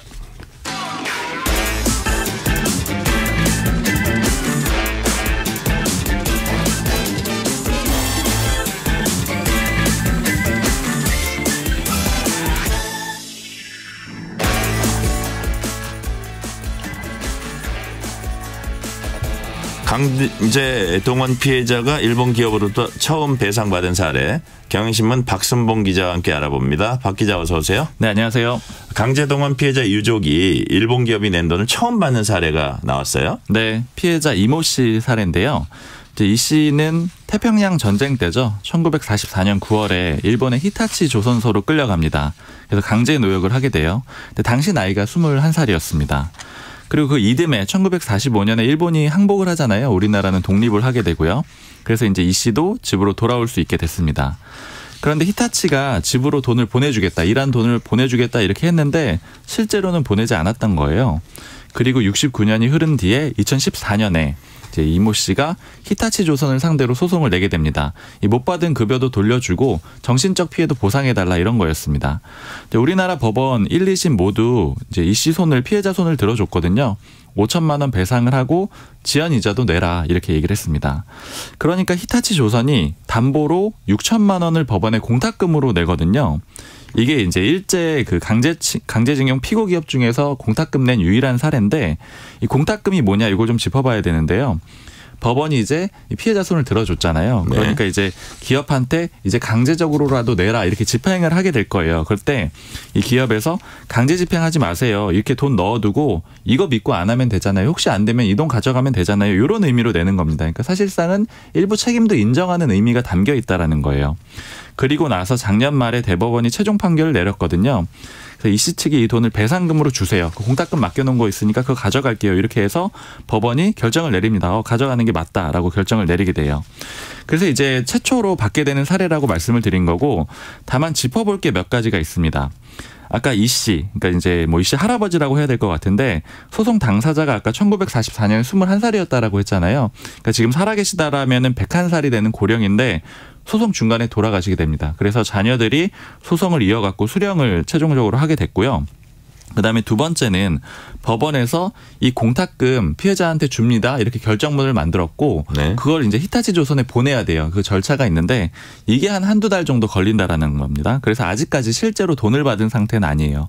그리고 세 번째가 지금 아까 공탁금이 6천만 원이었다고 말씀을 드렸는데, 이제 5천만 원 배상금에다가 지연이자 뭐 정신적 피해 보상 이런 것들 해가지고 6천만 원보다 모자란 돈이 있어요. 그러니까 이 돈은 이제 아직 받지 못하게 되잖아요. 그래서 일단 그 이 씨 측 변호사는 재단 쪽에 제안을 해가지고 모자란 돈은 받겠다 이런 계획을 갖고 있습니다. 네. 첫 사례라고 했는데 다른 기업들은 공탁금을 낸 사례가 없나요? 없습니다. 없어요. 그래서 이례적인 사례이기도 하고 동시에 또 첫 사례이자 마지막 사례가 될 가능성이 좀 있습니다. 다른 전범 기업들 많거든요. 뭐 대표적으로 미쓰비시 중공업이나 아니면 일본제철 이런 회사들이 있는데, 이 회사들은 기본적으로 돈을 줄 수 없다는 입장이거든요. 왜냐하면 책임도 다 끝났고 그래서 공탁금도 안 내겠다 이런 입장이에요. 이거는 일본 정부 입장하고도 같은 거거든요. 일본 정부가 어제 이 공탁금 결정에 대해서 바로 즉각 유감이라고 밝혔어요. 좀 이렇게 집중해서 보자면은 이 개별 기업 사례에 대해서 정부가 입장을 냈다라는 거는 그만큼 입장이 좀 강경하다라는 거고요. 네. 일본 외무상이 입장을 냈는데 한일 청구권 협정에 위배되는 판결이다. 일본 기업에 부당한 불이익을 입힌 거 유감이다. 이런 입장을 내놨습니다. 네. 그러니까 일본 정부도 이제 돈을 줄 이유가 없다고 이제 보는 거네요. 그렇습니다. 그 근거는 이미 다 했다. 그런 뜻이죠? 맞아요. 한일 청구권 협정 때문인데 이게 1965년에 체결된 협정이에요. 당시에 3억 달러를 한국 정부에 주고 일본이요. 그다음에 2억 달러는 빌려주고 이렇게 해가지고 피해 입은 거를 좀 갚아줬다라고 하는 거고, 당시에 이제 이 협정에 따르면은 한국도 청구권을 포기한다. 그러니까 피해 입은 거의 권리를 포기한다 이렇게 합의를 했습니다. 그러니까 즉 일본은 이걸 근거로 해가지고 더 이제 개별 피해자들한테 해줄 게 없다라는 건데 법원 판단이 좀 달랐습니다. 그러니까 크게 대법원 판단이 두 번 있었는데 2018년하고 작년 말에 있었거든요. 네. 다 내용이 같다라고 보시면 되는데, 이제 어떤 점을 주목을 하면 되냐면 개인한테 끝난 건 아니라는 거예요. 그러니까 국가 간에는 끝났을 수 있지만 개인한테는 보상을 해야 된다라는 거고, 특히 또 소멸시효 끝났다 이런 주장도 일본 쪽에서 하고 있는데 그럴 만한 여건이 안 됐었기 때문에 그 기간도 연장해 줘야 된다. 이렇게 법원은 판단을 했습니다. 네. 이런 입장차 때문에 우리 정부가 제3자 변제안을 내놓은 거잖아요. 맞습니다. 재단을 우리 정부가 만드는데 그 재단 이름이 일제강제동원 피해자 지원재단이고요. 이건 이제 일본 정부나 기업이 아니라 재단이 보상해주는 그런 방향을 가겠다라는 거고요. 그럼 돈을 어디서 모금을 하느냐. 이거는 알아서 모금을 하겠다라는 거예요. 근데 대표적으로 지금 우리나라에서는 포스코 같은 기업들이 돈을 냈거든요. 이제 포스코는 왜 돈을 냈느냐면은 아까 한일 청구권 협정에 따라서 일본이 우리나라한테 준 돈이 있다라고 했잖아요. 그러니까 그 돈을 기반으로 성장한 회사가 포스코입니다. 그러니까 그 어떤 좀 도움을 받았으니까 낸다라는 취지로 40억을 낸 상태고요.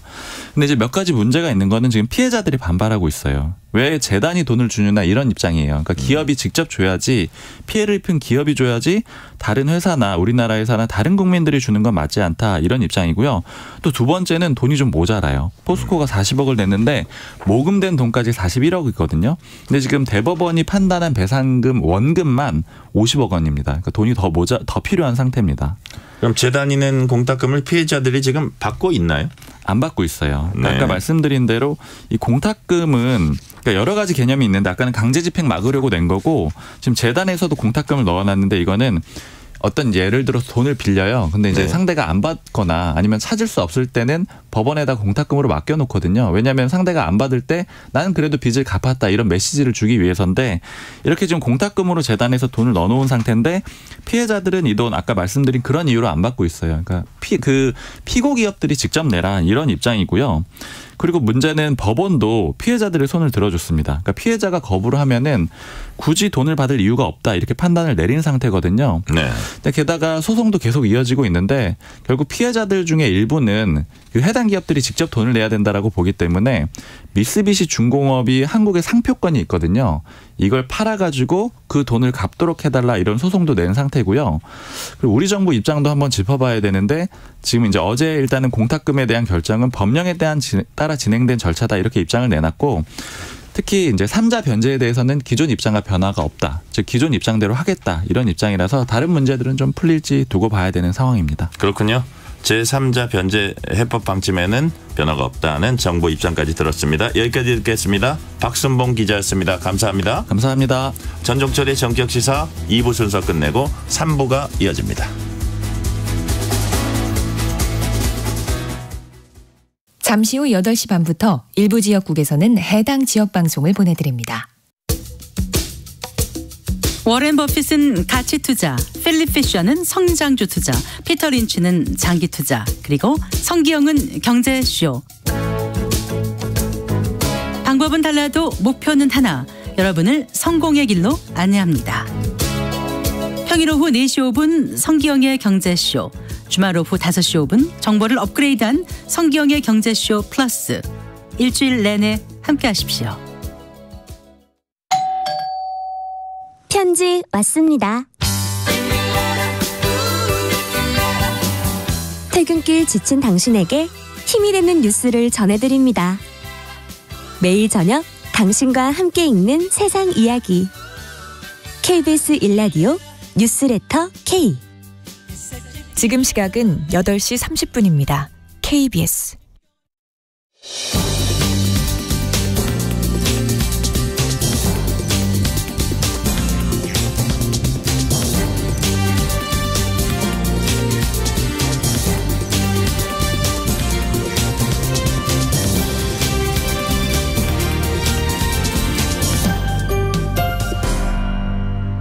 전종철의 전격 시사.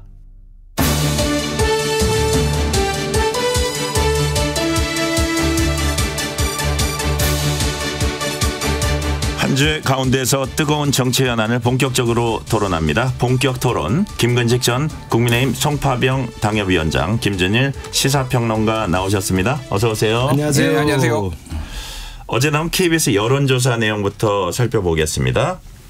이번 조사는 KBS가 여론조사 업체 한국리서치에 의뢰해서 지난 15일부터 17일까지 유권자 3,000명을 대상으로 전화 면접 조사로 실시됐고요. 그리고 관심 6개 지역구의 경우에 성인 남녀 500명에서 최대 518명을 대상으로 지난 17일부터 사흘간 전화 면접으로 조사했습니다. 자세한 사항은 KBS 홈페이지 및 중앙선거 여론조사 심의위원회 홈페이지에서 확인할 수 있습니다. 많이 기다리셨어요. 봤더니 정당 지지율, 지역구와 비례대표 후보 투표 정당 모두 국민의힘과 민주당이 오차 범위 초접전을 벌이는 것으로 나타났습니다. 어떤 의미일까요? 먼저 말씀하시죠. 예, 일단은 정당 지지도가 지금 더불어민주당, 국민의힘 모두 37% 나왔고 녹색 정의당이 1%, 개혁신당 6%, 그리고 15%가 지지하는 정당 없다라고 얘기를 했습니다. 그러니까 기존에는 조금 이제 정권 심판론에 조금 강한 어떤 그런 분위기 속에서 민주당이 좀 앞서는 여론조사가 다른 데도 그렇고 조금 많았다라고 본다라면은 최근에 요 조사를 포함해 가지고 대체적으로 보면은 국민의힘이 상당히 상승세다. 그래서 어떤 여론조사는 국민의힘이 더 잘 나오는 뭐 이런 것도 막 나오고 그럽니다. 그래서 이거는 흐름이 되게 중요하거든요. 그러니까 이게 하나 단건을 보기보다 흐름이 중요하다고 본다라면은 지금 50일 남겨놓고는 이제 사실상 혼전 속으로 들어갔다 이렇게 보는 게 맞을 것 같습니다. 그래서 민주당의 정권 심판론을 기댄 우위가 거의 사라지고 있다. 뭐 뒤에 얘기도 하겠지만은 이제 민주당의 공천 잡음도 있고 그리고 특별한 총선 아젠다가 없이 정권 심판론 원툴 하나만 기대가지고 지금 오는 게 조금 한 개 좀 봉착하지 않았나 이렇게 보면 될 것 같은데 이게 사실은 총선이 굉장히 조금 미묘하고 예측하기가 어려운 게 이거는 253개 지역구도 있고 그리고 또 이제 47석의 비례 정당 득표율에 따라서 또 어떻게 분배되느냐에 따라서 굉장히 어려운데 지역별로 좀 짧게 말씀드리면 서울 같은 경우에는 국민의힘이 37, 민주당 33. 그래서 국민의힘이 좀 더 앞서요. 그러니까 지난번에는 거의 강남 3구 빼놓고는 국민의힘, 미래통합당이 다 참패 패배를 했거든요. 이번에는 좀 수도권의 그 한강 벨트를 중심으로 좀 선전을 기대해 볼 수 있지 않느냐 이렇게 뭐 보면 될 것 같고 대전, 세종, 충청도 국민의힘 37, 민주당 38 초접전이다. 이번엔 이제 원점으로 돌아왔다. 저는 이런 느낌으로 좀 보고 있습니다. 네. 저도 이제 설명하신 것과 크게 맥을 같이 하는데요. 크게 이제 세 가지 점을 눈여겨봐야 된다고 봅니다. 하나는 대통령 지지율은 여전히 그대로입니다. 이번 KBS 여론조사에서도 대통령 지지율은 부정평가가 긍정평가보다 높아요. 네. 30%대와 60%대를 그대로 유지하고 있다는 점에서 대통령 긍정과 그 부정의 평가는 그대로 되고 있다. 그렇기 때문에 우리 당으로서는 이게 주는 의미가 있기 때문에 한동훈 체제가 대통령과의 관계에서 상당한 거리두기, 차별화를 계속 해야 될 필요성이 있고요. 두 번째 눈여겨볼 부분은 그럼에도 불구하고 정당 지지율은 붙어 있다는 거죠. 만약에 대통령 지지율이 이렇게 그 2배 정도 차이가 나면 정당 지지율에서도 우리 당이 이기기가 굉장히 힘든데 초반에는 열세였습니다만 이번에 KBS 여론조사를 보고 또 지금까지 추세를 보면 정당 지지율은 상당히 붙어서 이제는 거의 경합에 가깝게 되어 있다는 생각이 들기 때문에 해볼 만하다. 이런 생각이 들고요. 그리고 이야기는 뭐냐면 정당 지지율이 대통령 긍부정보다 차이가 훨씬 더 줄어서 딱 붙어있는 혼조세라고 한다면 대통령의 부정적 평가를 정당이 상당히 희석시키고 있다는 걸 저는 반증한다고 보고요. 세 번째 재밌는 포인트는 한동훈 개인과 이재명 개인에 대한 평가가 나와 있잖아요. 여기서는 이재명보다 한동훈이 상당히 앞서 있습니다. 이 부분도 제가 볼 때 우리 당이 선거를 항상 해볼 만하다. 그러니까 대통령 지지율은 불리한 조건이었으나 이 부분을 상당히 희석시켜서 정당 지지율은 붙어있고 정당을 이끄는 두 명의 당대표의 얼굴로 보면 한동훈이 상당히 앞서 있는 결과라서 저희들로서 해볼 만하다. 이런 말씀을 드립니다. 그 세 가지 그 변수가 관전 포인트다. 네네. 말씀하신 거고요. 지역구별로 보겠습니다. 이재명, 원희룡 이른바 명령대전으로 주목받는 인천 계양을 가상대결에서 이재명 대표 44%, 원희룡 전 장관 34%, 10%포인트 차이 났습니다. 예상했던 수치세요?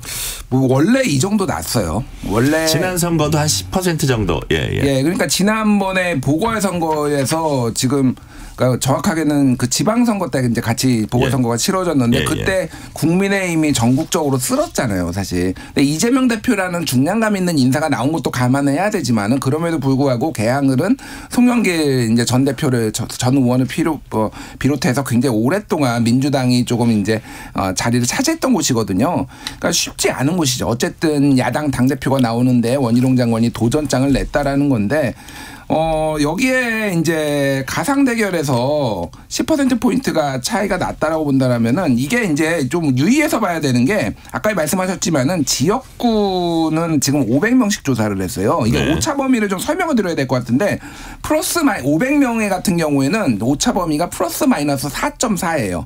이 얘기는 뭐냐면은 8.8%포인트 차까지는 오차 범위 내라고 접전이라고 보는 게 맞고 8.9%포인트부터는 이거는 이제 격차가 벌어졌다고 보면 되는데 여기는 격차 벌어지 10%포인트니까. 사실은 이재명 대표가 좀 안정적으로 앞서고 있다. 이제 이렇게 봐야 될 것 같습니다. 그래서 원희룡 장관이 이제 뭐 얼마나 어떤 거를 가지고 좀 승부수를 던질지가 사실은 여기가 기본적으로 이제 언더독이 이제 도전자가 가지고 가는 게 이를테면은 이재명 심판론만 가지고 뭐 이렇게 가기에는 좀 어렵거든요. 그러니까 지역에 뭔가 맞춤형 공약이나 이런 것들도 같이 좀 개발을 하지 않으면은 상당히 원희룡 장관이 고전하겠다 이렇게 보는 게 맞을 것 같습니다. 네.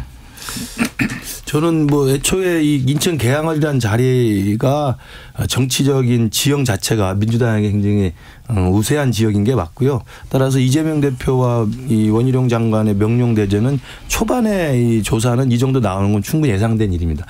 그러나 아까 말씀드린 것처럼 총선은 기세와 바람이 있어요. 특히 수도권은. 지난 4년 전 선거를 보셔서 압니다만 일주일, 2주일 앞두고 바람이 확연하게 느껴지는 게 총선입니다. 그래서 과연 정권 심판론과 야당 심판론 사이에서 수도권이 어떤 바람이 막판에 휘몰아칠지는 두고 봐야 되기 때문에 그 정도라면 10%의 이런 격차도 충분히 해볼 만하다는 생각을 하고요.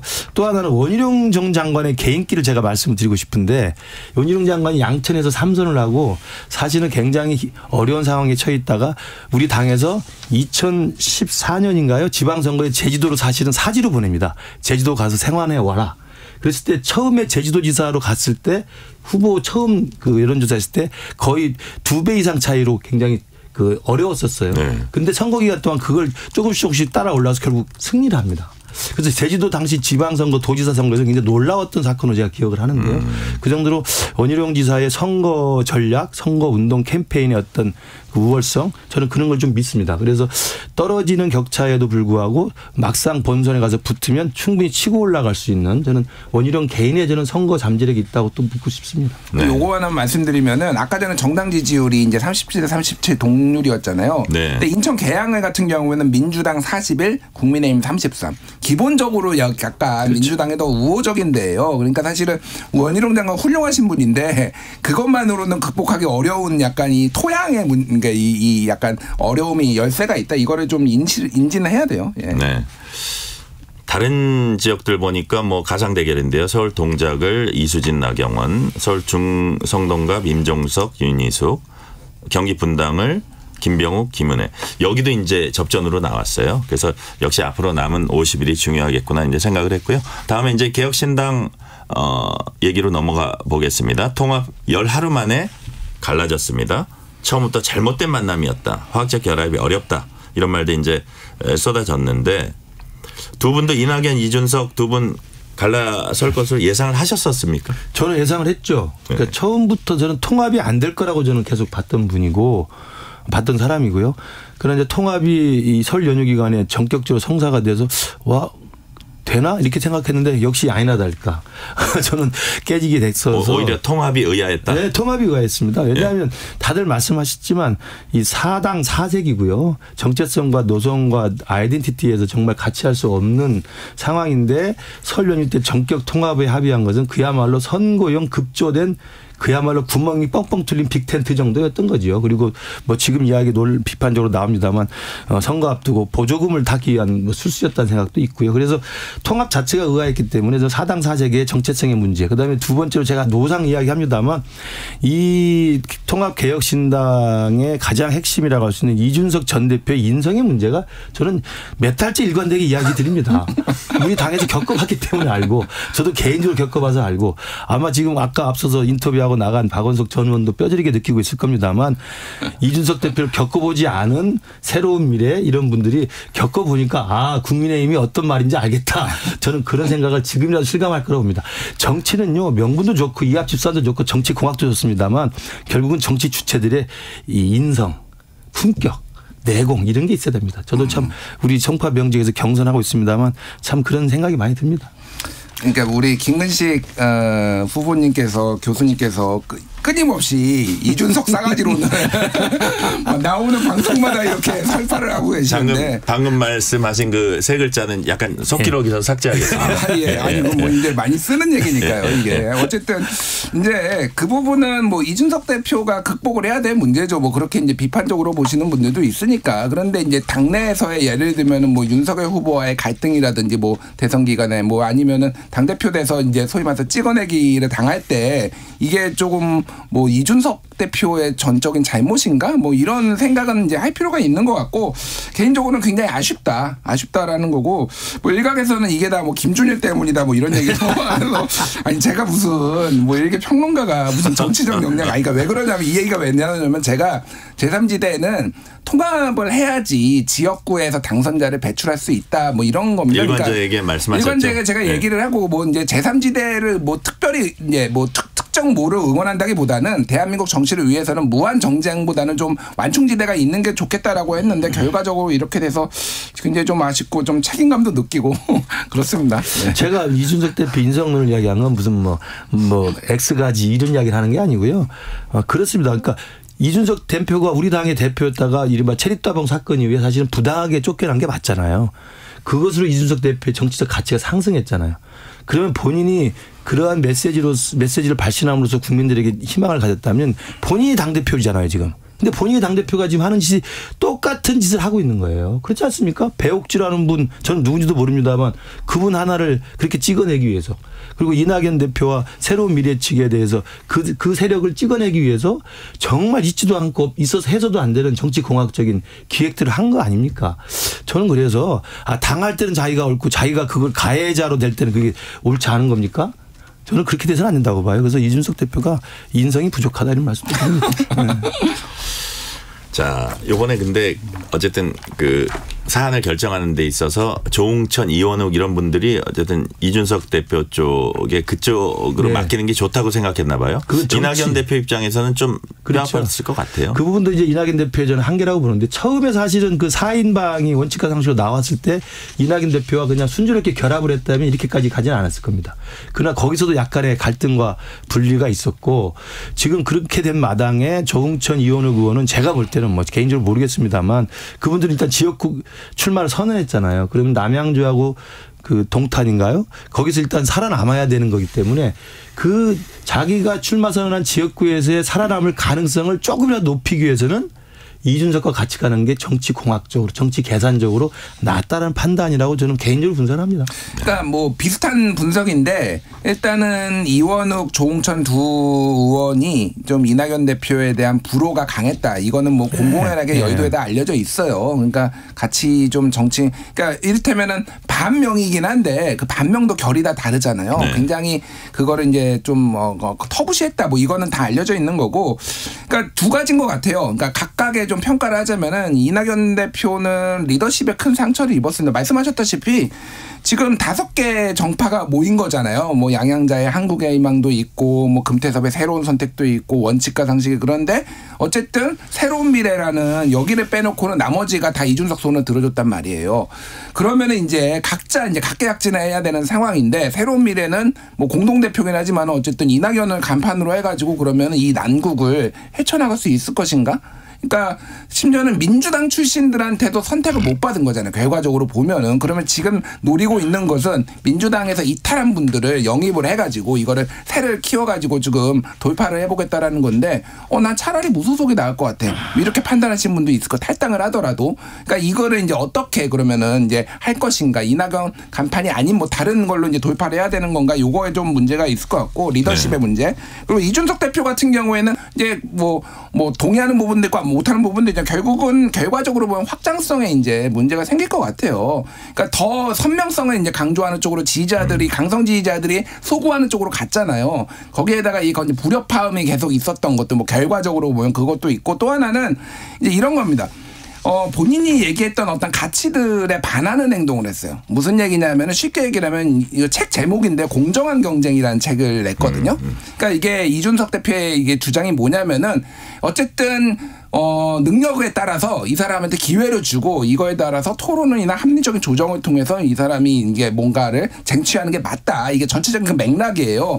근데 이게 그러면 배복주를 입당하는 것부터 막으려고 했고 그리고 뭐 공천을 아예 처음부터 제어를 하려고 했고 뭐 이게 아예 기회조차 안 주려고 했으면 그게 이준석이 얘기했던 공정한 경쟁 그리고 소위 말하는 자유주의적 가치관하고 이게 맞는 거냐라고 했을 때는 이게 무슨 이제 뭐 일부에서는 뭐 장애인 혐오다 뭐 근데 저는 거기에 장애인 혐오다 이런 거에 동의하지 않습니다만 어쨌든 결과적으로 보면 이준석이 가치까지 잃었다라고 본다라면 상당히 이제 타격이 있다. 타격이 있죠. 타격이 있고 정치가 어떻게 변할지 모르지만은 당분간은 굉장히 선명하지만 외로운 길에 이제 걸어갈 수밖에 없는 그런 상황이 된 것 같아요. 네. 양당 정치를 극복하겠다고 나와서 양당 정치에 약간 폐해라 그럴까 그런 비슷한 모습을 보였다 그런 취지로 이해를 해도 될까요? 그렇죠. 그러니까 비판하는 비판 대상을 사실은 그대로 뭐 욕하면서 배운다 그러잖아요. 그런 꼴이 된 거로 이제 국민들은 판단을 하는 거죠. 그럼 이제 양당 공천 문제 살펴보겠습니다. 먼저 민주당 얘기해 볼게요. 밀실 공천 논란, 뭐 여론조사의 그 투명성 논란, 주체가 누군지도 확실치 않고요. 여기에 이제 비명계 박용진, 윤영찬 의원 하위 10%. 박용진 의원은 계파 정치, 패거리 정치 몸담지 않은 결과다. 윤영찬 의원은 공천 학살이다. 총선 목표가 이재명 사당화냐 이렇게 이제 반문을 했습니다. 어떻게 보세요? 저는 그 박용진, 윤영찬 의원 하위 10%에 들었다는 것이 이제 기폭제가 돼서 이제는 그 명단들이 통보가 됐을 거 아니에요. 네. 그럼 통보받은 분들이 그 30%의 감산을 감수하고 경선을 할 것인지. 아니면 몇 명은 이제 김영주 전 국회 부의장 같은 건 떠났지 않습니까? 그래서 이제 후폭풍은 이제 시작됐다고 보고요. 저는 다른 건 몰라도 우리 당이 지금 공천이 거의 이제 거의 반바퀴 이상 돌아가고 있는데 우리 당의 공천이 나름대로 상대적으로 민주당보다 잘했다고 하는 게 민주당의 저런 공천 거의 막장 드라마를 쓰고 있기 때문에 우리 당의 공천을 보면 제가 볼 때도 좀 아쉬운 점이 있거든요. 조금 더 혁신적이고 조금 더 좀 개혁적인 공천의 모습을 보여줘야 되는데 우리 당도 그걸 못하고 그냥 무난한 공천으로 그냥 가는 거예요. 잡음 없는 공천 정도로 가고 있습니다. 그러다 보니까 100점짜리는 아닌데 민주당의 잡음이 너무 많으니까 그 정도면 됐다 뭐 이렇게 지금 차별화가 되는 거예요. 그래서 저는 저 개인적으로 조금 아쉬움은 있습니다. 우리 당에. 그런데 원로들이나 아니면 그 좀 개혁 대상으로 되신 분들을 조금 과감하게 쳐내는 혁신 공천이 있어야 되거든요. 그 2016년에 김종인 비대위원장이 민주당 갔을 때 민주당이 거의 참패할 거라고 예상했을 때 겨우 살아났던 것은 이해찬하고 정청래 둘 컷오프 시킨 거였습니다.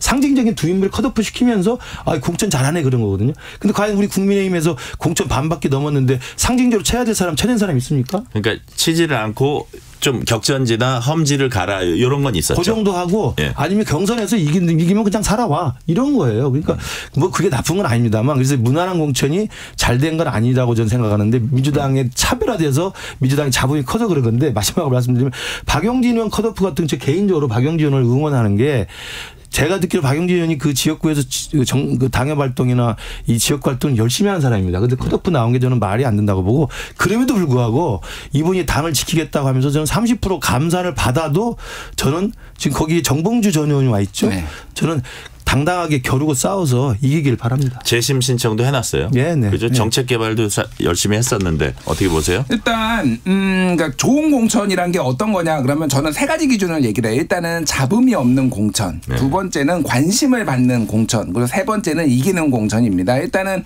첫 번째 지금 단계에서 국민의힘이 잡음이 없고 뭐 민주당이 이제 잡음이 있는 거죠. 근데 이제 두 번째 관심 받는 공천이 될 것이냐 이기는 공천인가는 이제 뒤에 좀 더 따져봐야 되는 거고. 네. 사실 국민의힘에서 가장 이제 우려가 됐던 게 소위 말해서 이제 윤심 논란 그리고 윤석열의 국민의힘이 되는 것에 대해서 거기에 무리한 어떤 공천이 나올 것에 대해서 우려가 됐는데 생각보다 매끄럽게 지금 결과적으로 가고 있는데 이재명의 민주당이 되어가는 징후는 확실하구나. 그러니까 윤석열의 국민의힘은 모르겠지만은 요거는 뭐 있는 것 같아요. 그러니까 뭐 아무리 이재명 대표가 어제 이 결과에 대해서 뭐 시스템 공천이나 이런 얘기를 하더라도 혁신 얘기도 했습니다. 혁신 얘기도 하고 가죽을 그런데 벗기는 얘기. 바깥에서 이게 이런 식으로 의구심을 강하게 품기 시작하면은 그리고 뭐 아무리 그러니까 뭐 박용진에 대해서 호불호가 있다라고 하더라도 정말 10%가 하위 10%가 이게 맞아라는 의구심을 품기 시작하면 이게 들불처럼 사실 번져요.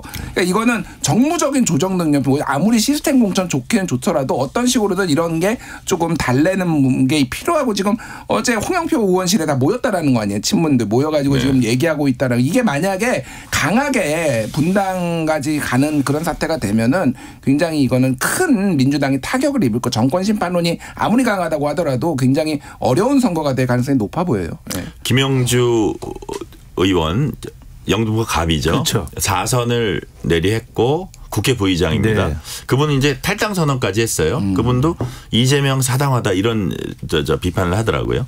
그렇죠. 그러니까 지금 나와 있는 통보받은 하위 20%가 뭐 명단을 뭐 확인할 수는 없겠습니다만 거의 대부분이 비명계이고 아니면 친문계라는 거 아닙니까? 그렇다고 한다면 아무리 시스템을 강조해도 정성평가가 들어가 있고 정성평가는 정확한 그 평가가 아니라 정무적 정치적 의도를 가진 평가가 돼버리는 거예요. 그런 상황에 그걸 동의하고 납득해서 수용할 사람이 누가 있겠습니까? 저는 그래서 분란은 이제 시작이라고 보고요. 아까 말씀드린 것처럼 이재명의 사당화에 대해서 저는 가장 놀랐던 게 중성동 갑에 임종석 전 실장이 가서 출마 선언을 해서 싸우겠다고 하는데 추미애 전 장관부터 시작해서 대표적인 이 친명 그룹들이 책임져라 나가라 이렇게 이야기를 노골적으로 하고 있는 것 자체가 공천관리위원장도 비슷한 얘기를 맞습니다. 했죠. 그렇기 때문에 당연히 저는 최재성 전 수석도 그 양반이 점잖은 양반인데 방송에 나와서 공개적으로 그런 정도의 이재명의 어떤 사당화 그 조짐을 당 지도부에서 제어하지 않으면 이거 문제가 크다고 이야기하는 거 아닙니까? 네. 만약에 박용진 의원 있는데 지금 정봉주 전 의원이 왔는데 정봉주 전 의원이 그 지역에 한 번도 가서 밥을 먹은 적이 없을 거예요. 그런 사람이 와서 타겟을 잡아가지고 박용진 잡으러 가겠다고 지금 하는 거면 당 지도부나 사무총장이 말려야 되는 겁니다. 그 정도는 해줘야 되는데 하지 않고 있다는 것이니까 이제 그다음에 임종석 전 실장에 대해서도 공관위원장이 저격을 하면 당대표가 입 다물고 있는 거예요. 그러면 당대표가 아무리 지금 뭐 이게 뭐 황골 탈퇴를 위한 거고 시스템이다 이야기해도 납득이 안 되는 거예요. 너무 과도한 선을 넘는 짓을 하면 당대표나 당지대표가 경고를 해 주는 게 맞습니다. 그렇지 하지 않고 있기 때문에 눈 감고 있다 생각하는 거죠. 아니 근데 밥은 먹었겠죠. 뭐 밥도 안 먹었겠으니까. 안 먹었을 것 같아요. 자 여기서 하나 질문할게요. 그러니까 여론조사 이 부분 그러니까 여론조사 주체가 누군지 당에서 명확히 안 밝히고 있어요. 근데 그러고 그 지역구의 현역 의원을 배제하고 이렇게 여론조사 한 사례가 그전에도 있었습니까? 없죠. 만약에 통상적으로 당에서 안심번호를 받아서 돌리잖아요. 예. 그러면 당연히 현역 의원을 배제하지 않죠. 경쟁력 조사를 하는 건 다 합니다. 그러면 현역 의원과 현역 의원을 대체하고 싶은 누구 하나의 후보가 있다 하더라도 현역 의원의 경쟁력도 물어보고 이 후보의 경쟁력도 물어봐야 이렇다. 당시 꼴찌다. 당시 더 경쟁력이 없다라고 근거를 댈 수 있는 거지. 현역 의원은 빼고 자기가 심고 싶은 사람들 몇 명만 경쟁력 평가를 한다는 것은 그건 정당이 할 이런 조사는 아니고 아마 사설기관이 했을 거라고 봅니다. 그리고 누가 했냐 그러니까 잘 모르겠다는 거거든요. 그렇죠. 네. 그것도 제가 별로 못 본 것 같아요. 그런 질의응답은. 이 부분은 명확하지는 않아요. 그러니까 정말로 민주당이나 뭐 이좀 공식 기구에서 한 건지 아니면은 개인들이 사실은 돌려보는 경우도 있거든요. 근데 어쨌든 이게 이제 그 현역 의원들이 빠져 있다라는 것에 대해서 근데 이게 시차를 두고 했을 수도 있습니다. 예를 들면 이게 동체 돌린 게 아니라 예를 들면 앞에서 하고 뭐 일주일 단위로 했을 수 있으니까 그 부분에 대해서는 불명확한데 어쨌든 불신이 쌓이고 있다. 이거에 대해서 지금 믿지 못하겠다. 그래서 경기도 팀 얘기가 나오고 있잖아요. 그게 사실인지 여부는 모르겠으나 경기도 쪽에서 이제 이재명 대표와 경기지사 할 때 주로 했었던 그 사람들이 지금 공천을 좌우하고 있다라는 불신이 쌓이고 있다라는 거 이게 가장 큰 문제인 것 같습니다. 그 만약에 사설에서 그 여론조사 돌렸다면요. 이게 선거법상 어떻게 되어 있냐면요. 정당이 경쟁력 평가를 위해서 정당이 안심번호를 받아가지고 하는 건 공표를 안 하고 할 수가 있어요. 그러나 정당이 한 게 아니라면요. 만약에 이번에 돌렸던 그 비밀스러운 여론조사가 안심번호를 받아서 휴대폰으로 온 전화 여론조사라면 이건 선거법상 문제가 되는 거예요. 왜냐하면 그 공표를 하게 돼 있어요. 안심번호를 받으면. 근데 만약에 공표도 하지 않고 안심번호를 받아서 진짜 비밀스럽게 여론조사 돌렸다. 이건 굉장히 법 위반도 됩니다. ARS로 그러니까 집 전화 돌린 건 상관없어요. 그러나 집 전화는 사실 민심을 파악하기는 어렵거든요. 네네.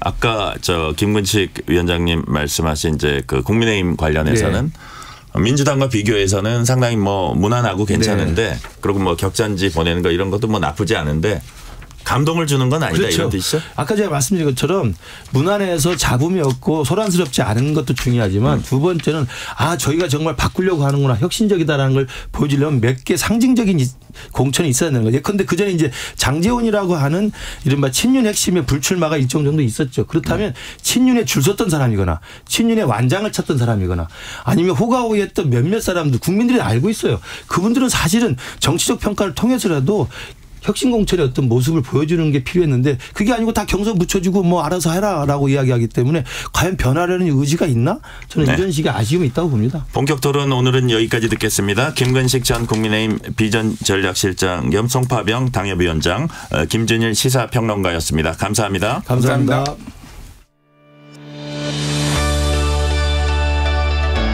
세상을 바라보는 바른 시선. 전종철의 전격 시사.